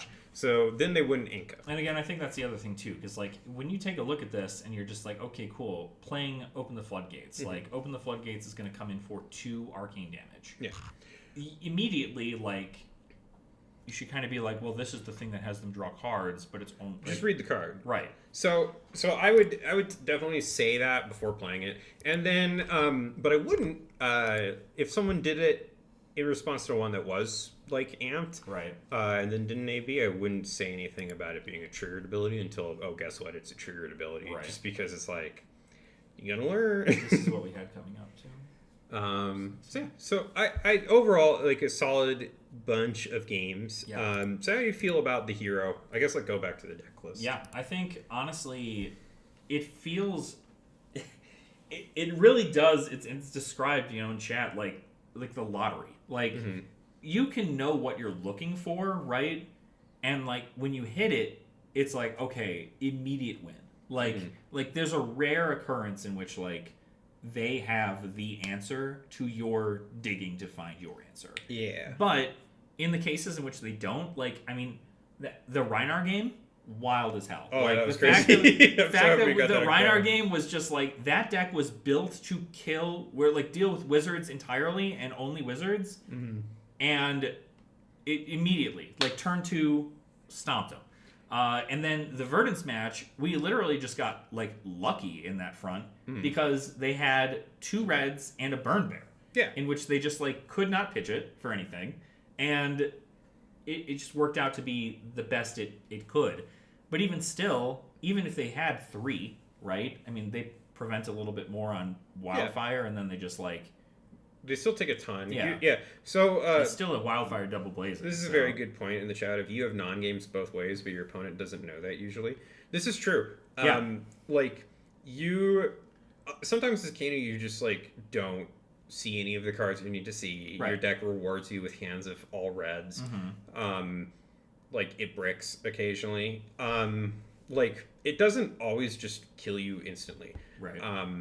I think it's okay, so those games were a bad example of it doesn't kill you instantly because we sure killed a lot of people instantly. We killed a lot of people instantly. But also notably, I mean, there was was it the Verdance game in which we had to dig for a Wildfire that we just never saw? It was or was the it a Rhinar game? Inset game. I'll look it back over. Yeah, But yeah, I think we had. it's a I mean, Vincent we had game. like 6 cards in pitch because we were constantly just like gaze. Did we find it? No. Do it again. And Yeah, we no, just, it was a Vincent cycled- game. We cycled it until we were just like, where the hell is this wildfire? And then we ended up getting a lessons to get the wildfire because it was still like several cards away. So And that ended up working out super well because we were able to pump the wildfire for 8, so it killed that turn. Right. I think the deck's super cool. Yeah. Your opponents only remember the games where they get 30 on their turn with little no agency. Meanwhile, the Kano players has to play all the shit games where they never see the combo. Yeah. I've played some games as Kano where it's just like, I hate this deck. Yeah. This is the worst deck I've ever played. My attitude. So I won a Pro Quest on him. My attitude going into that Pro Quest was so negative because I spent the entire day before practicing with Aurora into KO because KO is like just got Savage Stash, right? And I don't think I won a game. Yeah. And I was just like, this is awful. I hate this deck. Like, I can't believe this is what I'm taking. I wish I just played a real deck. And then I just like sweep. Yeah. Like- This is an immediate W. Like lost one game all day, and it was I don't even remember what it was to. Bolton. Yeah, I lost a single game to a Bolton at that Pro Quest. But then it's so like, yeah, sometimes you just have games where it sucks. But like, I think every deck kind of to an extent has games where it's just like my deck isn't cooperating. Right. I think Fab is a lot less of that than like Magic, Yeah. because you don't get like screwed or flooded unless you've like built your deck wrong. Mm-hmm. And I've seen Kano players do exactly that. I mean, like it comes to the kill turn, and they go, okay, cool, search. They're on their last search. They don't find what they say, and they go, cool, GG. Like I can't kill Yep. you, and they just die. Like it happens, and it's not like. You know, at that point, it's kind of like a pseudo variance thing, in which Yeah. it's like, yeah, like I mean, it's variance. you Like can't. the deck is like pretty soft to variance all the time, but I think with the current build of the deck, the variance is like within an acceptable range for what the deck's trying to do. Right. Like it's not like what's a deck where it's like in a game where it's just like almost completely random if you win. Is there even a good example of that? I think most people wouldn't make a deck like that. No, It's not a coin flipping deck in like Magic, not really right? a randomization. No, I mean, because like most of the time, I mean, if you consider like the brute into prism matchup or like That's a good. It's not the like Cheetah Rhinar where you're running a bunch of no block Gogan cards and then also simultaneously for some reason running a bunch of non-6s in the deck. right, It's not that bad. yeah, I'd say oops, but that deck's actually good. Yeah, that actually is a good deck. Mm-hmm. Charbelch actually maybe. Yeah, so like Kano's not like a meme deck. Right. Like you do have a really solid game plan of just like, okay, Mhm. I'm gonna try and win this quickly. Like most of my opponents are probably not gonna have disruption. But yeah, so I hope you had fun playing it. I did. I mean, knowing to If you ever want to borrow it at Armory, let me know. I might honestly, because like it's just such a very Make everyone- interesting hero. Because the way that I've always, I like having those like, you know, OTK combo kind of decks to be able to go, okay, cool, like big boom hit. But it's never really been the playstyle I've enjoyed. I do enjoy kind of like a bit more of a go tall arcane tempo, and so like. And you do That's- that. Right, exactly. You and do like, that in the deck. that's Like, that's initially how like I expected if I was going to play Kano to a play style that fit me a little bit more, it would just be like big spells, and if I happen to get a good combo, I hit it, right? well, that's kind of like what the turn to turn is, right? Because Right. like the most common thing I see people who like just pick up Kano do is they're like, I can play it on my opponent's turn, and they just like pitch all their cards on Right. their opponent's turn, and then they die, Right. Because they don't have any blocks, and they're Mhm. like, why am I losing all these games? I was like that. Like I didn't understand how the deck worked. Right. Aurora and I both thought he was like a meme deck, Right. A deck that you wouldn't play. Mm-hmm. But then it's like you learn the deck. It's like no, you really just like send stuff on your turn and ask hard questions on your Right. turn, and then And then when they get Take cards into out. like you know you play the game out with a tempo set in mind as you continue to gain more of these combo pieces, and then you eventually just get your opponent to a kill range, and we're just like, okay, this does do enough damage just to kill you right now. Mm-hmm. Like, do I have it? Sure. Like Remember, the best wildfire is the one not in your hand or arsenal, but the one your opponent thinks you have. Yeah, true. Yeah, that's real. True. There's like a Majin Bay story where he was like counting, just like, and his opponent like completely like held back on their turn because like, oh, I don't want to die. Right. He's counting, and he didn't have anything. He had a handful of dog shit. Mean, it is very interesting how like it's almost like a Bonds of Agony situation in which like you just assume that your opponent is going to have it. And, like, the only time you really see it is if it's off the top when they banish it, right? And then you're like, okay, cool. I definitely know you have one now. Like, we can prepare for it. But it's the fear that a player has up against a Kano player. I think it's just because there are so many of those turns that could be, like, 35-plus damage turns that people go, all right, I can only play one card a turn, and if I don't, I'm dead. But in the end of the day, it's still it's a race effectively, right? It's important to know, like, if you're sitting on the other side of a Kano, like, and you should also know kind of like what the damage ranges are on Kano stuff, because like that can inform how many cards you should be playing out a turn, or whether or not you need to hold stuff back. Like, the knee-jerk reaction of I'm going to just hold all my cards and do nothing is really bad, because you end up like not being able to deal any damage to Kano. And you let your Kano set up, right? And you don't want that. So, but then alternatively, just tapping out is also bad. So I once told our friend Carrie, who was playing, he's like, how do I play in a Kano? I'm like, well, don't overextend, but don't underextend. And he's like, what does that mean? And it's like, yeah, it means like, yeah, don't like completely just say whatever and put it all on the table, but then also don't go like this and just hold all your cards, and then like let me play potions out and just die because I'm able to send 10 cards at you, so yeah. But anyway, that was Kano. Let us know if you're interested in more streams. We'll try and do them occasionally. But yeah, hope you had fun. I did.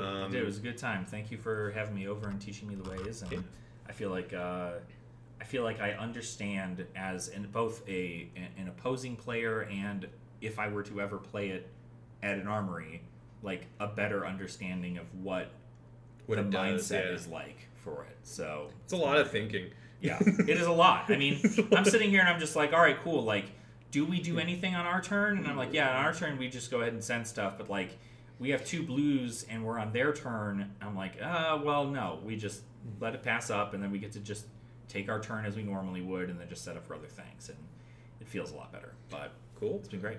Well, yeah. Well, I hope that was fun for everyone. We're gonna get going. We've been streaming for like 3 hours, and I'm tired. But yeah, thanks for watching. Bye, everybody. Bye.